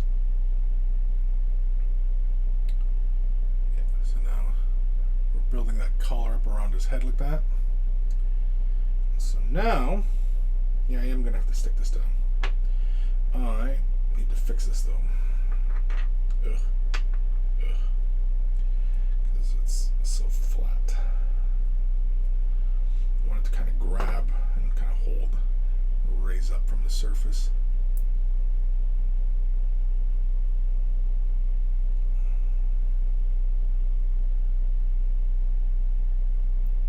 Yeah, you know how like sticky tack, you pull it apart and it gets stickier? Green stuff, you pull it apart, it doesn't. Sticky tack is not green stuff. For anybody who was having trouble figuring that one out. If there was anybody out there. It's like, really, it isn't? Really? I didn't know that. Alright. Okay. So now, next thing I'm going to use is I like to use a little bit of lip balm. I'm going to put some on my finger here just to, so I can smooth this out a bit. And I will smooth out the interior as well. This is why I had to wipe the part down before I started working with the green stuff. Just because this is a paraffin wax product. And so yeah, that's the only reason why. But this is how you get it nice and smooth. See how smooth that is now? And it's not going to affect the dry or anything like that. I also use it on the tools. So I take my little sculpty tool, run it through some of the wax, just like so.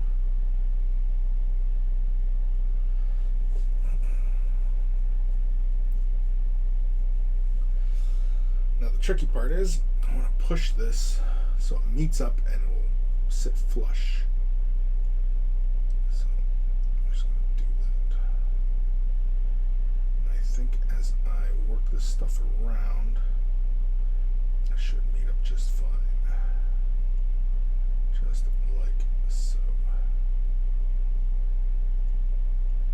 Now, I, by no stretch of the imagination, am much of a sculptor. I only play with green stuff as far as, as it'll get me as far as, completing a hobby project. So like if I need a pouch, then I'll sculpt a pouch. If I need a skull, I'll attempt to sculpt a skull. You know what I mean? But I'm not, a sculptor. I have done sculpting in college and everything like that, and back in my art school days, but since then, no.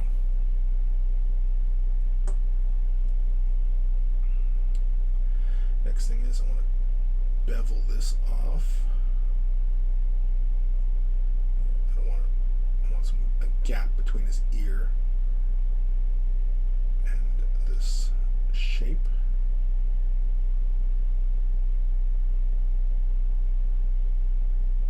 Just like that. I want it to follow his ear, so to speak. And then I want this to be even.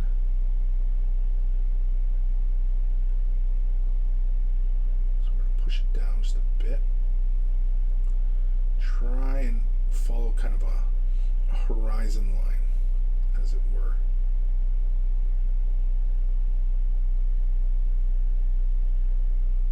And then again, we're going to come in behind his ear, create a little bit of separation. Really just the distance of the tool that is the separator of his helmet.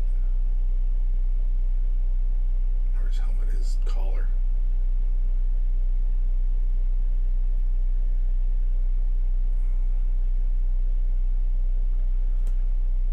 Below the ear, I'm going to box that off.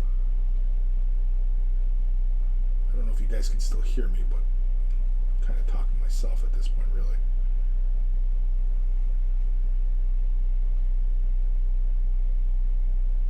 I'm just trying to smooth out the base here. A little bit more. Relax. Smooth that out.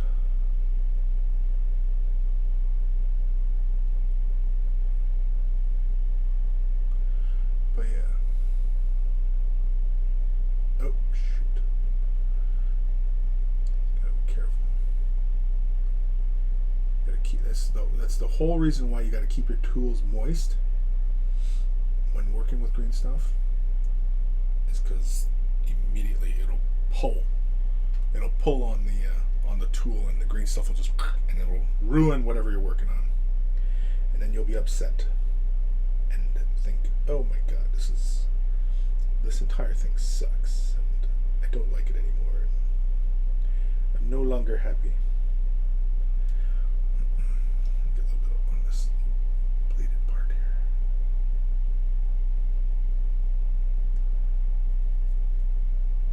If you feel like you're using too much, you're probably not. You probably should use more. I want to make a nice straight line here, so I'm going to use this tool here just to accomplish that. Just like that. Like that. Box that off. Yeah.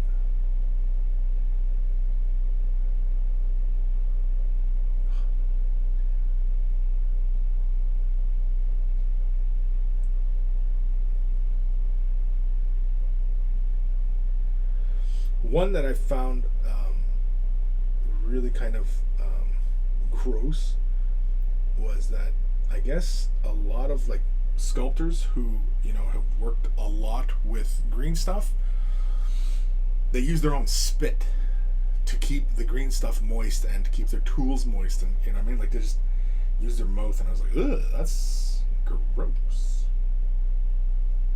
Alright. So you can see, because we've refined that a little bit more, when we look at the head on, you can see, oh, that's because I smushed it, that's why.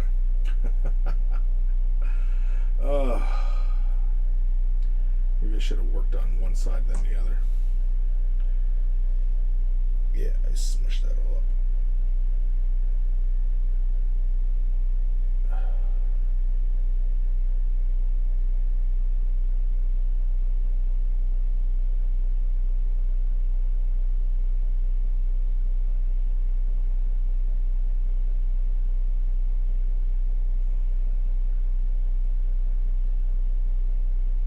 Just trying to create an even line here, just trying to maintain some semblance of making this level. I don't know if you guys can see what I'm doing here. I'm afraid when I get into what I'm doing, I tend to fall out of frame.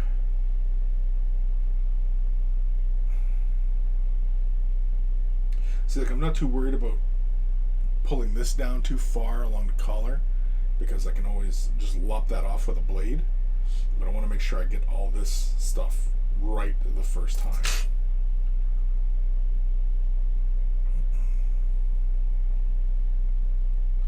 Yeah, I really mucked up this side of the face. A little bit more.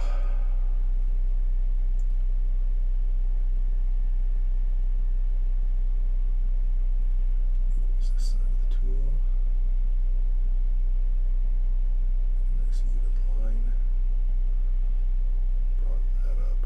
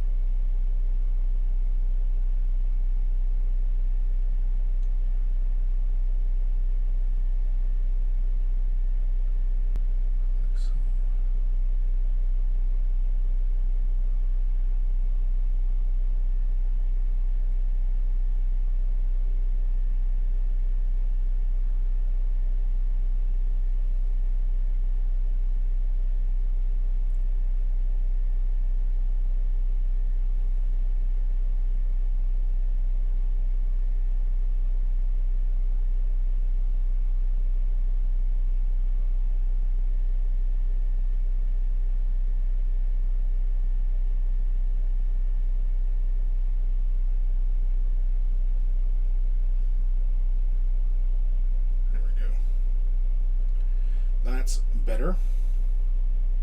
Yeah, and nudge that side of it. Frick. Frickin' frick. Frick.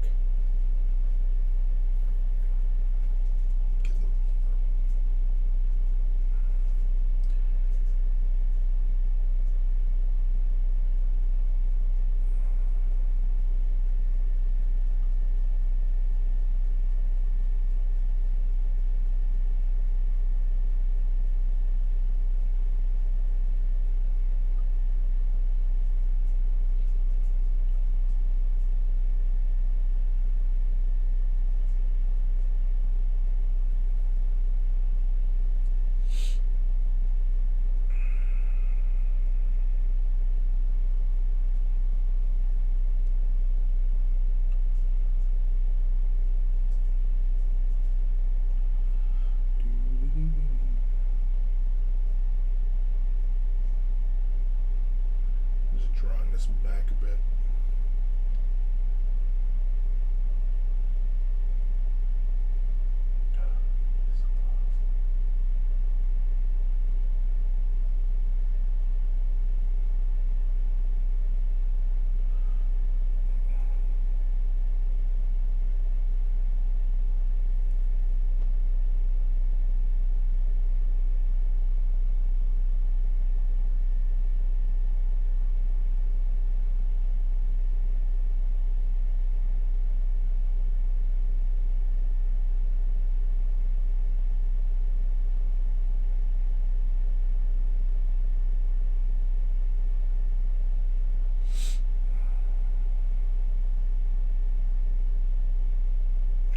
Even to me.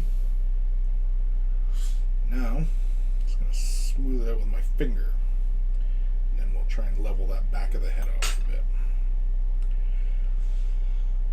So I just take a little bit, rub it onto my finger. There's plenty already on there, but this is just to make sure that excuse me, that this doesn't move around too much on me.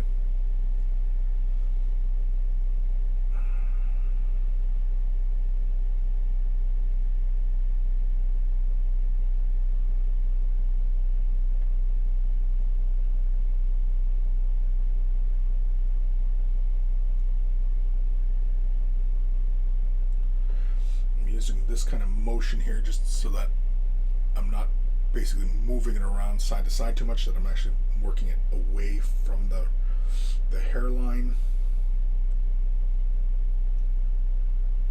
I don't want to create too much of a taper though. Man, I need something to hold on to these bits when I'm doing this.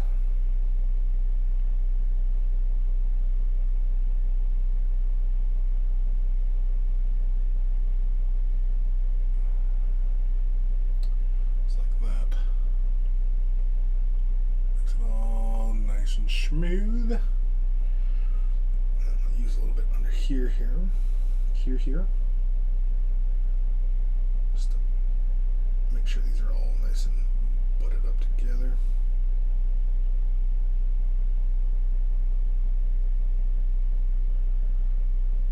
Make sure it's kind of sitting kind of flat as well.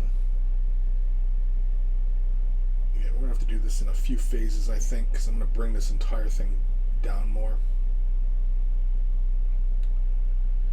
Yeah, it's got to come down more because the rocks comes way down. So I'll most likely have to bring this together more.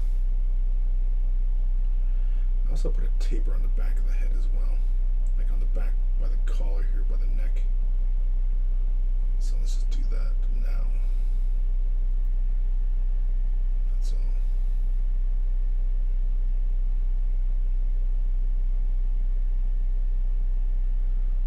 That actually doesn't look too bad.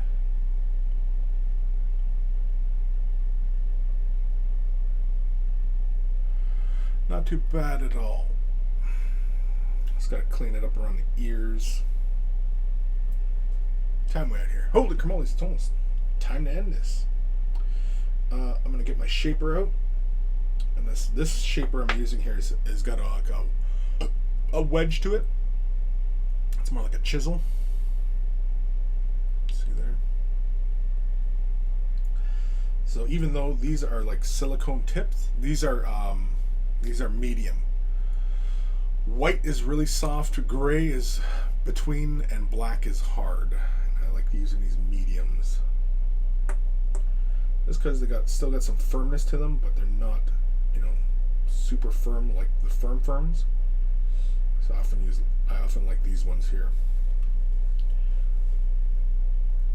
And this is just so I can gently move the green stuff around. Just like so. Yeah. Create that edge. And this just glides through this like butter.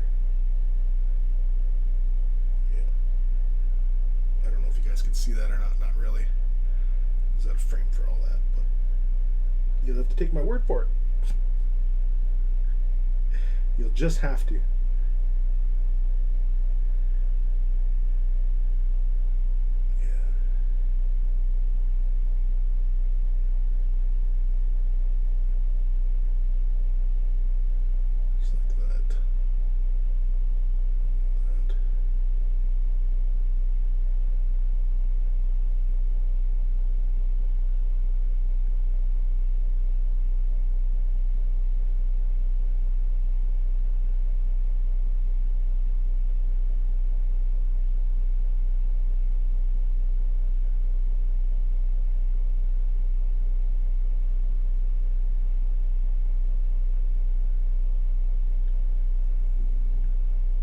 Let's try to make sure that this line is nice and straight.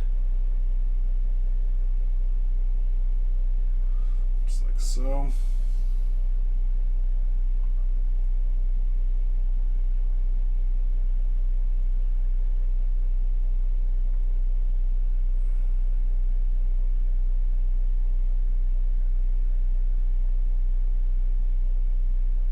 I do have to come in with my finger though.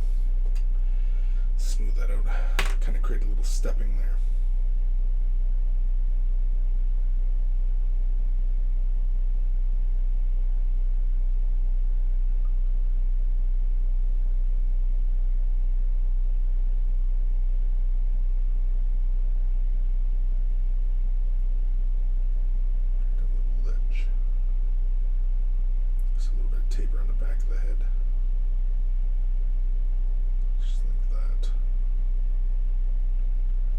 Just a slight taper.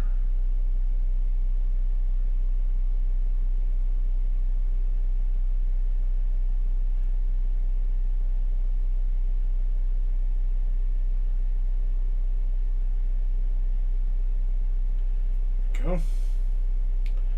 Not bad. Yeah, definitely gonna have to bring this down more though. But another, like just about like where my finger is underneath there. Just a little bit more. Just a tiny, tiny amount.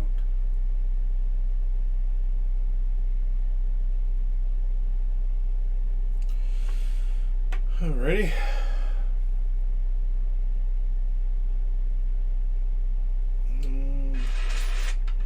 Let's use this one here. It's got the bigger blade to it. Piss off. Piss off. Let's grab a bit more here.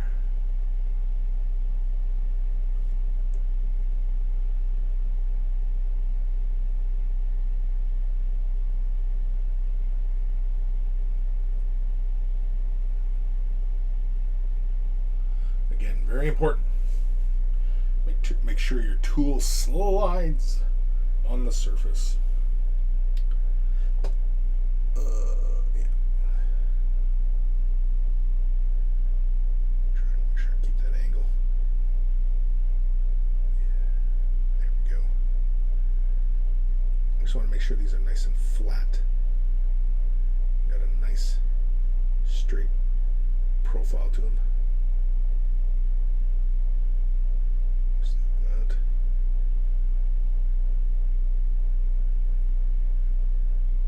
If I really wanted to make sure that there was a nice hard edge, I probably should use something more along like milliput or something along those lines. But I'm not that worried about it.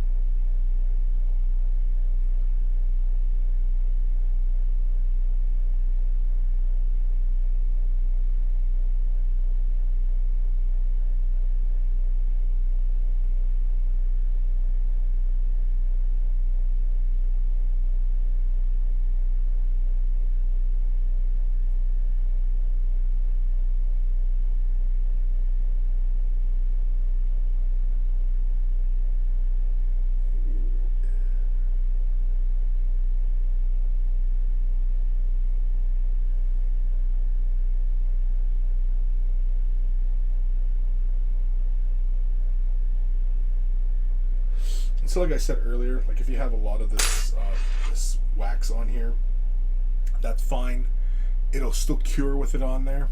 It eventually dries up mostly, but again, like I demonstrated at the beginning here of this, you know, just use a bit of iso alcohol and you can wipe that off, and any residual that is there you can get rid of. Smooth that out a bit. Just like that. Yeah, there we go. You can constantly keep coming back and forth and farting around with this. Not forever though. The green stuff is curing as you're moving it around.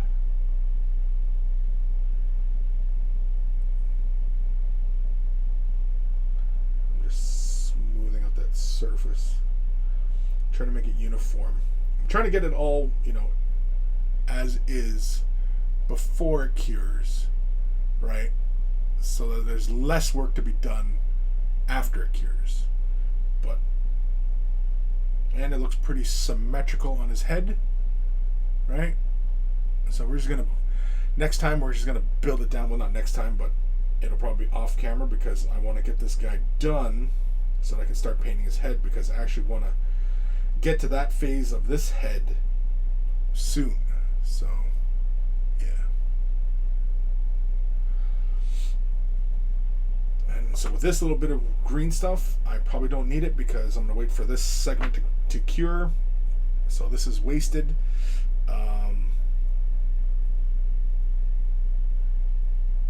Yeah. I was looking at something else here. I have this old kit, this old model here. It's an old Imperial Assassin that I green stuffed on this cloak because he was my bounty hunter for Necromunda back in the day. He's obviously unpainted and unfinished, but my green stuff work, at the time I was kind of pleased with it, but now I'm looking at it like, I could have done better. But yeah, like I said, I'm not a sculptor, so if you're looking at going, geez, Chris, you could have did better on that, you're right. I agree. I could have done better. I'm not perfect, you know. Anywho, what time are we at here? Oh, it's 3 minutes past, so I think we're done. Are we done? I still got this little bit of green stuff here. I could probably do something with this.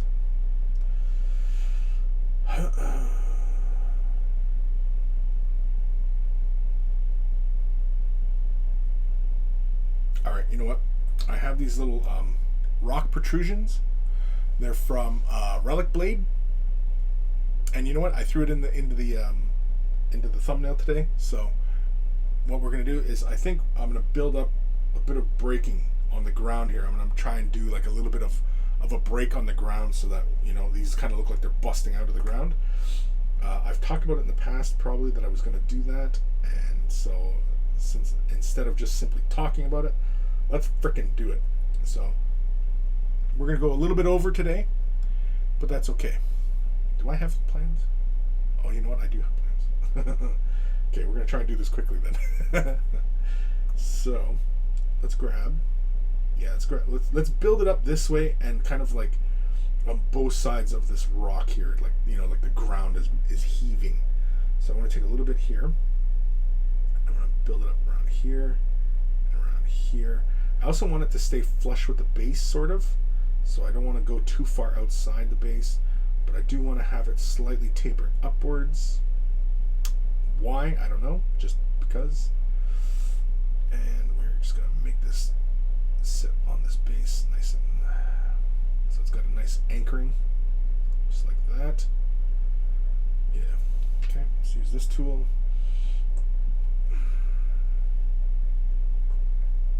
Got like little poochy hairs. Am I pooch down here? No. I thought she was. Let's move this around a bit. And let's start by flattening it down. Just to initially start to build up some shape. Actually, we'll push it out from the base. I just want to make sure it's attached to the base though. Now green stuff is really, really sticky and tacky. So it's sticking to this base without like any adhesives. It'll do that no problem. Don't have to worry about that. Yeah. I probably should have put these on a handle so I can get to these a little bit better. Yeah. There we go.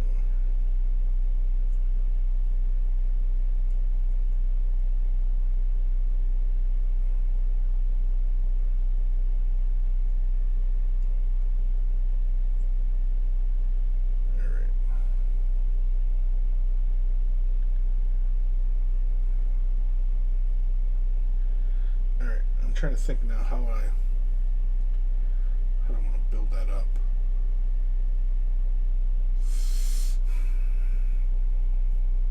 Yeah, I guess I'll just do it in the way I normally do it. I'm just going to make some little rock shapes. Got a Dougie here in my thing. So for rock shapes, all I typically do is I just take like the flat end here and I just start pressing at angles. Yeah, I don't know if I want that. I want it more explosion-y. I'm not sure how I'm going to go about that.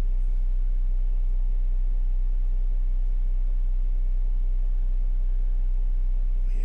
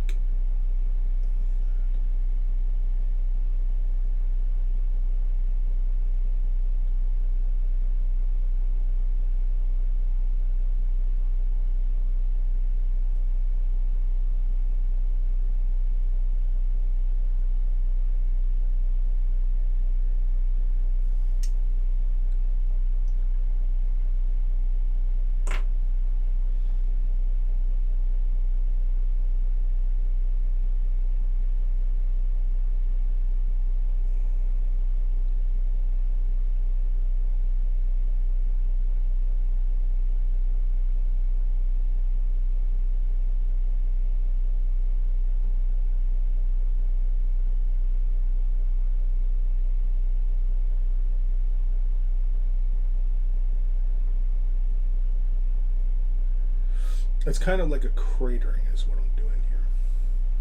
I kind of want to grab it and pull it though.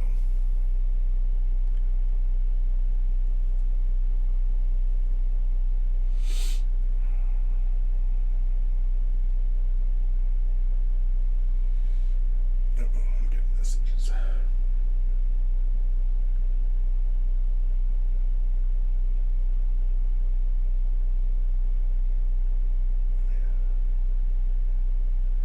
I guess I could just use my thumb as a back, as a brace against the push against where I'm pushing the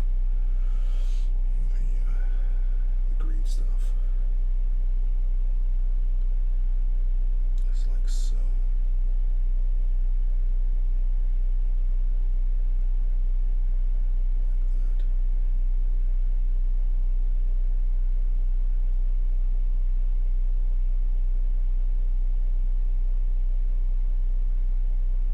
Like that. Not 100% sure what I'm creating here, but it's kind of fun.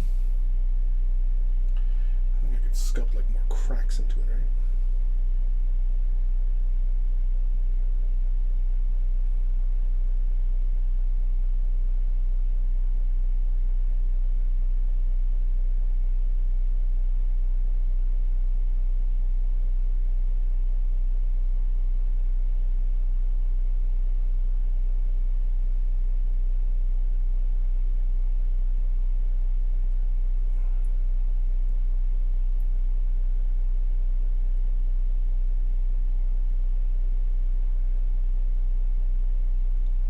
Bit like it's kind of flagstones kind of thing. They're just kind of flying apart.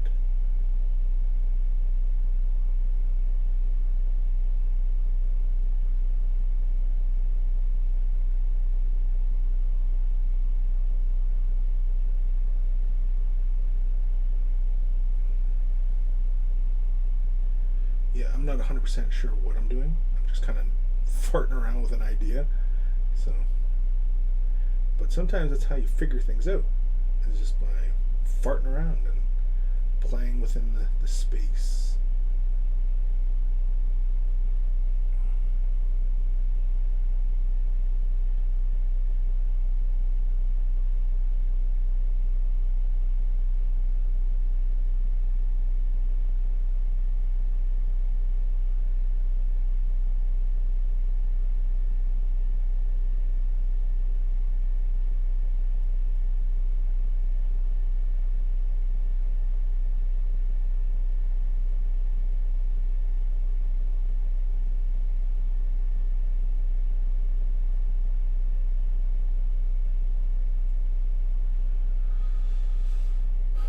Something along those lines, right?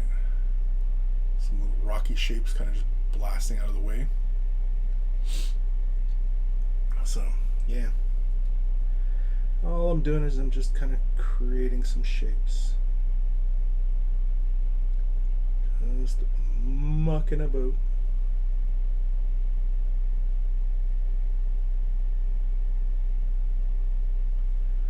That is it. We're just moving that green stuff around. Whoa, what the heck? Oh, there's a raid. Oh, it's Uncle Adam. Happy Friday, pachow. Well, thank you, Adam. Thank you for the raid. Actually, man, I was actually about to jump off about 11 minutes ago. So, but it turns out that I'm doing some green stuff here, and I'm trying not to waste it, right? So. Yeah, initially this whole green stuff session was so that I can, finish off my Bandai Marine, because I have this other head that I'm working on. So I'm sculpting up the collar so that I can attach it to that body. Wasted green stuff is sad green stuff. Exactly, right? Exactly. So right now I'm just playing around with some relic blade. And I kind of wanted to do like these rocks are kind of blasting out of the ground. And so I'm just kind of creating like this kind of something. I don't know what it is. I don't know. Initially it was like rocks, then it's like cobblestones. Then I was thinking of even doing kind of like, like a blasting effect, right? So I don't know. I'm just kind of monkeying around with the shape right now. And yeah. So I'm just pushing green stuff. I'm flattening it out. As I flatten it out, it kind of looks more like, you know, like stones kind of blasting out, or like it was a solid rock and it's kind of blasted out. I think really what I should have did was built the shapes in the opposite direction, so that they're heaving out, right? Malev Flow Shinobi, what's happening, buddy? That model looks really familiar to me. Oh yeah, these rocks. Yeah, well, because like I have like the Wilderkin, and I just have the elf to finish with these little rocks, and I think that's what I should have did, was built the explosion out the other way, because this looks more like kind of like a shock wave rather than the ground heaving, right? Or maybe I'll do it both. I'll do this one with the rocks blasting outwards. Like, yeah, see, this looks more like the rocks have impacted rather than, you know, rather than breaking through. Tabletop. Do you find chapstick causes the paint to not stick properly later? Just curious. Well, I was talking about this at the beginning when I started this little session today. I usually take iso alcohol and give the part a wipe down beforehand. So, like, before I started working on this piece here today, I gave the whole part a wipe down of iso alcohol, and there was already green stuff in the core, and you know, you just wipe on top, and yeah, you're fine. You're fine. Just give it a wipe down of alcohol. Yeah, now I'm kind of thinking that that's the way I should have did it. Now I'm trying to think of how I could have went about it. Tabletop. That's very good to know. Yeah. Malev. Relic Blade on Twitch. That's what's good. Yeah. Well, I don't do enough Relic Blade, and since Indomitus dropped, I've been consumed by that. But as I'm, you know, kind of getting over my my love of it, I'm getting back into other projects. And today the goal was getting other stuff done. Today I finished a corpse grinder that's been on my desk for a while. Where the hell is he now? Yeah, he's back there. But I did a corpse grinder, and now I'm doing this. You know what? I'm going to build this the other way. Screw it. I'm just going to push it right over. So I'm just going to push this all, and that's what I'm going to do. So I'm going to build this out so it's not touching the part, like so. Yeah. And then let's taper this off, like so. I'm just going to move this putty around. I'm going to change directions here. We're changing directions here. We're going in a new direction. Yeah. Like so. Yeah, that's not horrible. So now, I'm going to create these little breaks right up in here. Like so.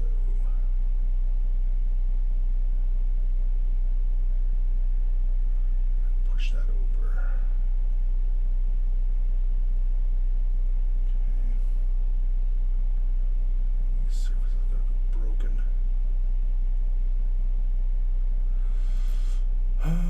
Holy cramoly, all these people following. Well, thank you. Hey, there's so many freaking followers jumping in here. Yeah. Damn. So anyway, I pushed it around, and so now I'm going to build these shapes towards the rock rather than away from the rock. Just like so. Like it's busting out of the ground.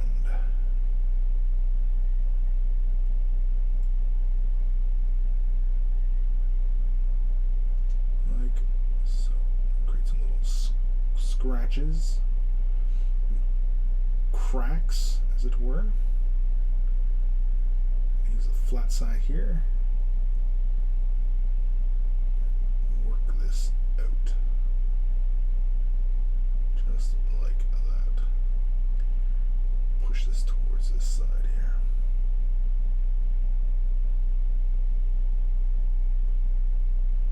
Actually, let's create a little bit of unevenness. Just like that. Yeah. That way it looks like separate segments kind of breaking from each other. And then we can add the little cracks and such afterwards. So like this little piece here, I kind of want this in between, kind of give it like a bit of a gap tooth kind of thing going on. So let's just, yeah, right like that. Yeah, there we go. That's the stuff right there. And then we'll push this back a bit more. Flatten it out. Push it back. Flatten out. Okay. Try and keep this kind of step vibe thing going on. Now you might be thinking, is Chris working from a plan? He's not. He's making this up as he goes. So, yeah. So the goal is that, it just looks like broken ground and it's breaking, and this stone object is punching through, as it were.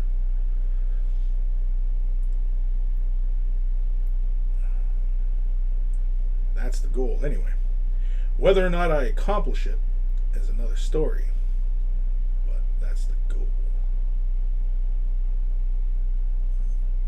Let's see. Try and push that over there. Smooth that out.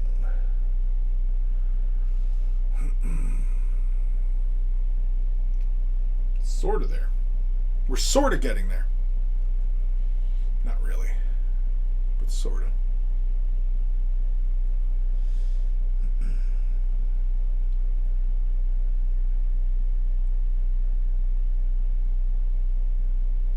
Sorta.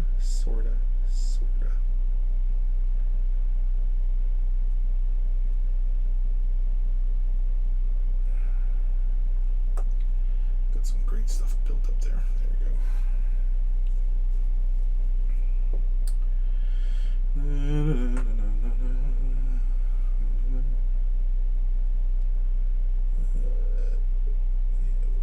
this one this way.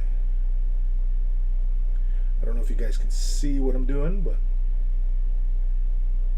it's pretty magical what I'm doing. Not really. I'm just trying to flatten out surfaces to make them look more rock-like. That's really all I'm doing. I'm trying to create big enough gaps between them so it looks like they're really breaking. Like so. Like so. Yeah.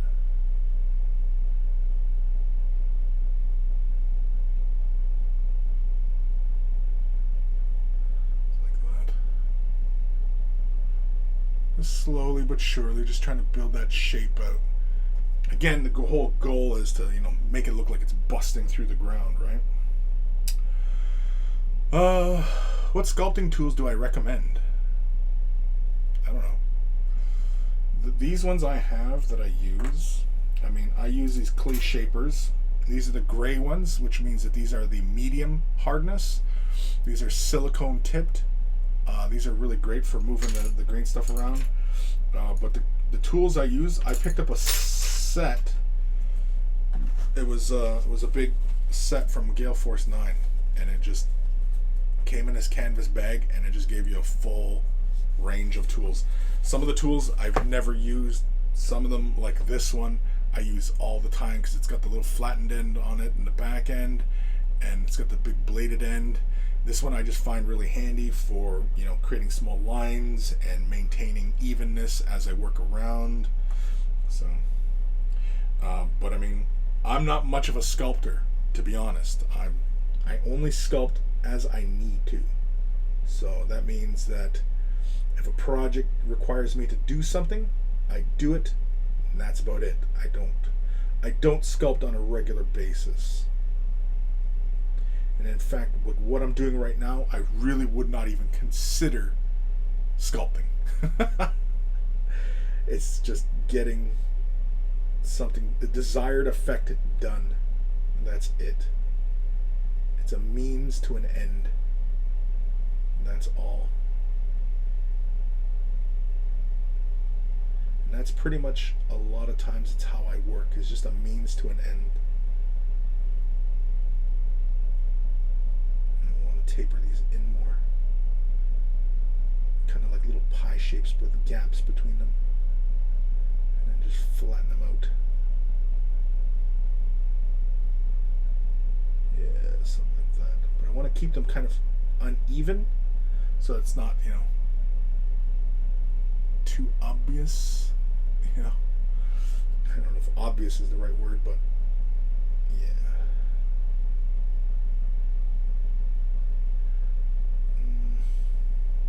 I was considering, let's try and keep those level, I guess, with the edge of the base, so there's a bit of kind of an overlap.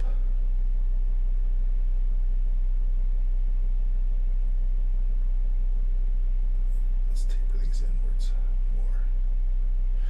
So again, I'm just, you know, playing around with the putty right now. It was more or less just, you know, so I wasn't wasting any, really. Man, so many follows. I can't even keep up with all these. A lot of follows. I want to thank everybody for following.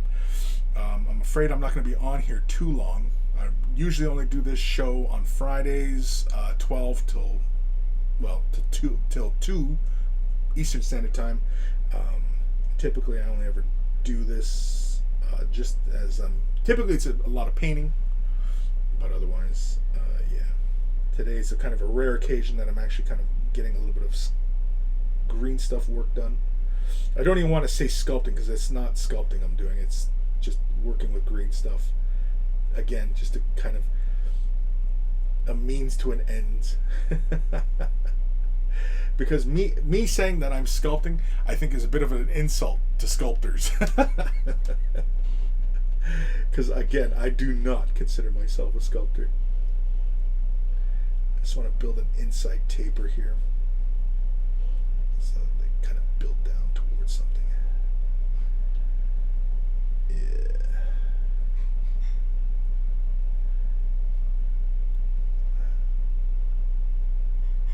I think I'm getting there. It's not, you know, terribly awesome, but yeah. So the whole goal is so that they look like kind of pebbles or rocks, and everything's heaving out as the rock is kind of punching through, right? And so everything's kind of heaving. That's the goal. Initially, when I was doing this, it was completely different. But yeah. Because initially, when I started working on green stuff today, it was to flesh out this guy's back piece to his head, and that was the goal today. In fact, that feels a little funny there. Yeah, there we go. Smooth that out. Yeah. Now, if I wanted to speed up the curing for this, I'd leave this out in sunlight. UV light speeds up the cure of green stuff.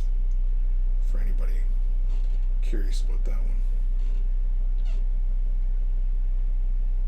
But yeah, I should quit touching this because it's still curing. It's still actually quite soft. It's quite buttery. But that whole head, that's to fit onto this guy, my Bandai Marine. And I already have the rock on here, and I already have sculpted the back, like his headpiece is where his head mounts up. And so yeah, so he's ready to punch you out. It's the rock. Anyway, whoop, almost dropped him. He almost fell into all my other projects on my desk. Almost messed it all up. All right, back to this stuff here.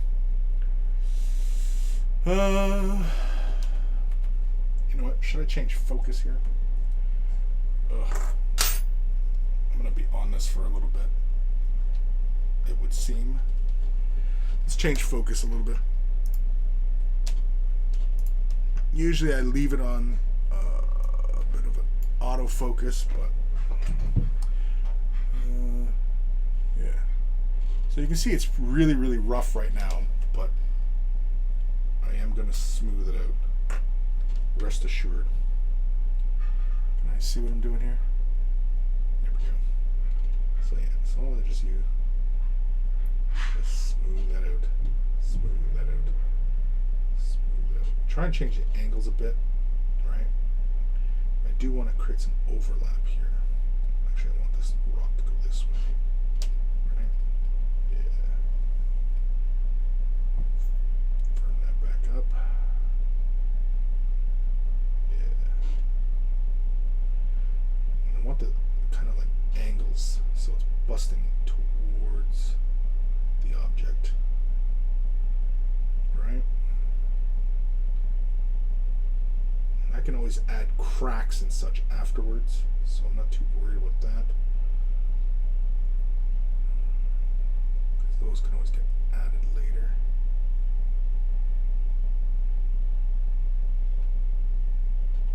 Can you guys see what I'm doing there? Yeah.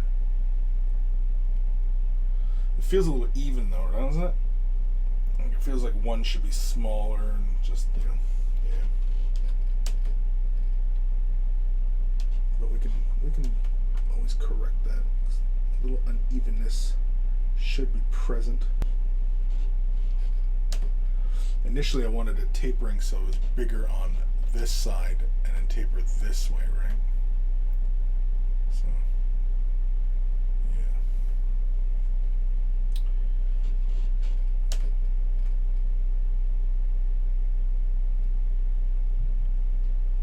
That's it.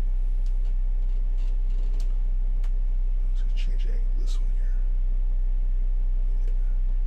Yeah, that's what it is. Some of the angles have to change, so it feels a bit more chaotic. Flatten this surface right down, right like that, because I want them to not feel like, you know,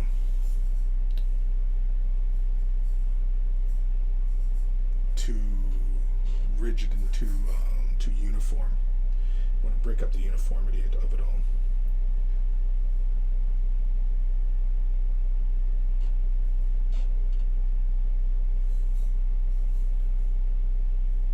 Just like so. That. I do apologize if I'm falling out of frame and you're not able to see what I'm doing.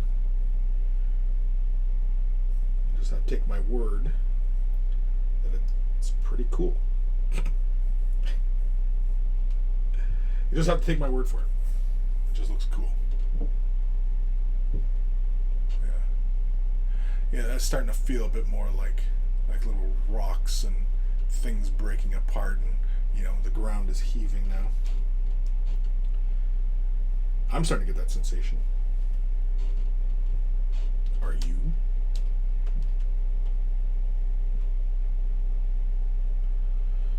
Just want to flatten that off.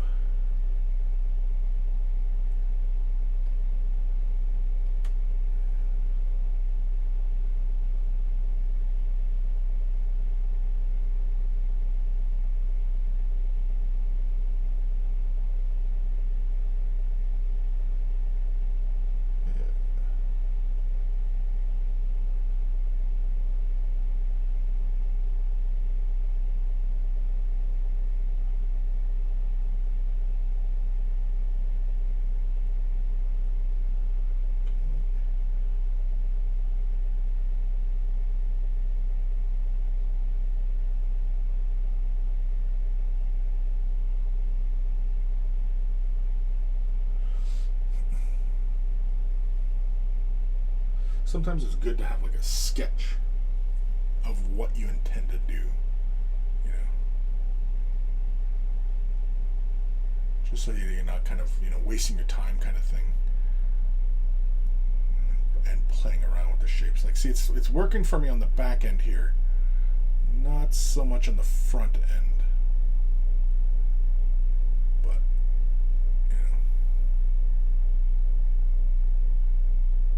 Some of these shapes, these angles, like this one here, I want this to go this way, but this one to come this way. And so I think what it is that some of these things need to be kind of look like they're broken.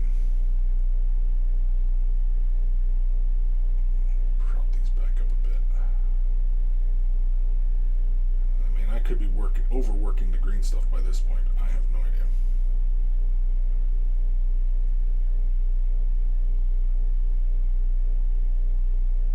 Yeah, like this one here is the big dominant piece.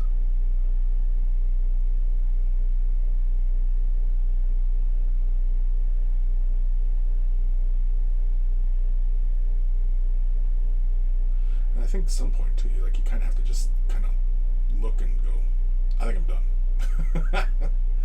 I think so. At some point, you just got to say, I'm done. I'm done.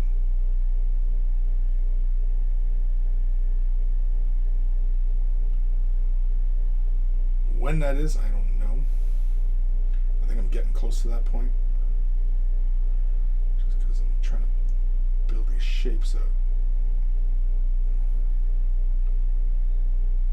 And like I said, it's probably better that I should have pre-planned what the effect was that I was going for here, rather than just kind of making it up as I go, because I'm just going to end up working the green stuff back and forth kind of willy-nilly, and I didn't really have an objective in mind as far as like what I wanted to accomplish. And usually I like to kind of have a game plan, as far as how I'm going to do all this.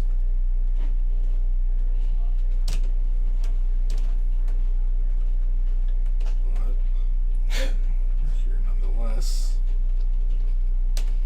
yeah, see, I want to throw some like cracks in the rock and stuff like that. What's up? You hungry? Yeah. Mom brought some lunch. Okay.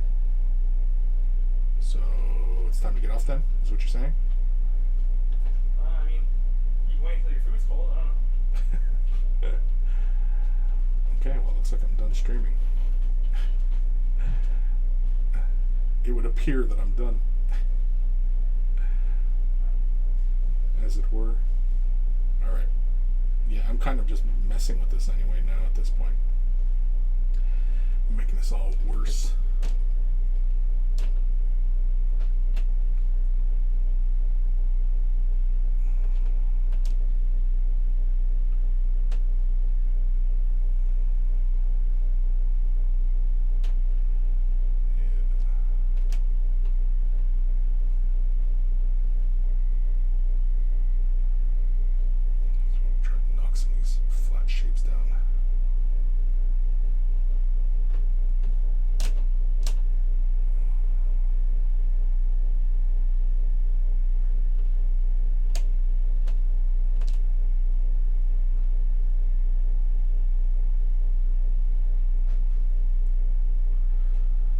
But that has been fun.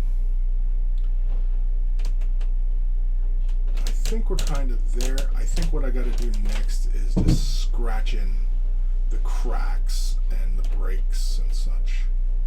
But as far as the overall effect, I think I am there.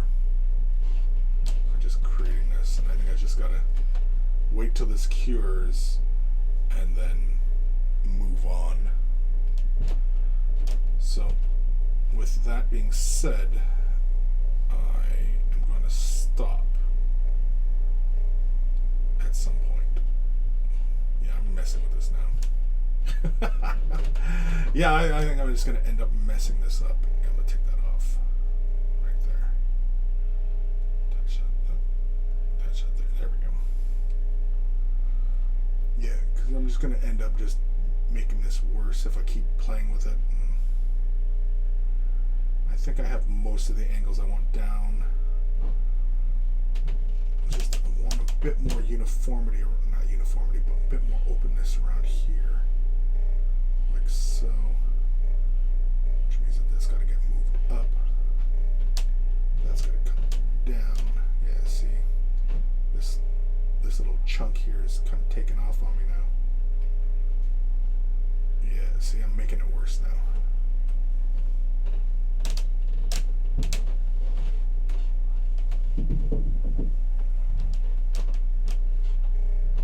The goal is just to kind of make the rocks and, kind of make this crap. Now I just dropped it. It's okay. It survived. It survived. But yeah, I mean, like, I gotta stop at this point now. And I really wasn't intending on getting started on this phase of this little project yet, so. And I usually try not to, jump the gun with things. And so I think with the rest of you, I would not jump the gun as well. If you have an idea that you want to see, to its natural conclusion and want to do a good job, yeah, don't jump the gun on these kinds of things. Plan them out. Work out how you're going to do it, how you want it to look. I know I really caution some people about overthinking things sometimes, but this is one of those instances where it's not really overthinking if you really kind of have a plan in mind. And yeah, I had an idea, but as you saw, I did not execute it as well as I probably could have if I'd have planned out my moves a little bit better. But with that said, I think that looks okay now. And then once I get the other side done, the effect might be a little bit better. But yeah. And of course, once I scribe in some scratches and cracks and stuff like that, that'll look a little bit better, I think. So I want to thank you guys for tuning in today. Been a lot of fun. Did we learn anything? I have no idea. But this show usually is not about learning. This show is usually just about getting the crap done, and that's what this show is all about. It's getting projects done. So I want to thank you guys. If you're interested in helping support the channel and such like that, I do have a Patreon. Just head over to wayofthebrush.com, and you'll see all the links for all the Discords and all the other fun and everything like that. But anywho, I want to thank you guys. I'll see you guys next week. I usually stream this every Friday, usually at 12 p.m., but it can be at any time. And yeah, of course, every Saturday I do Way of the Brush. Again, same time, 12 till 2. Sorry, I had something building there.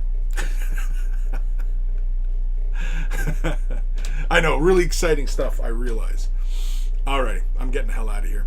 You guys enjoy the rest of your weekend, or if you guys are heading off to other streams, I don't know. I don't really do a lot of the Twitch stuff, so I don't really do the raid thing, and so I'm afraid I'm going to allow you guys to just kind of disperse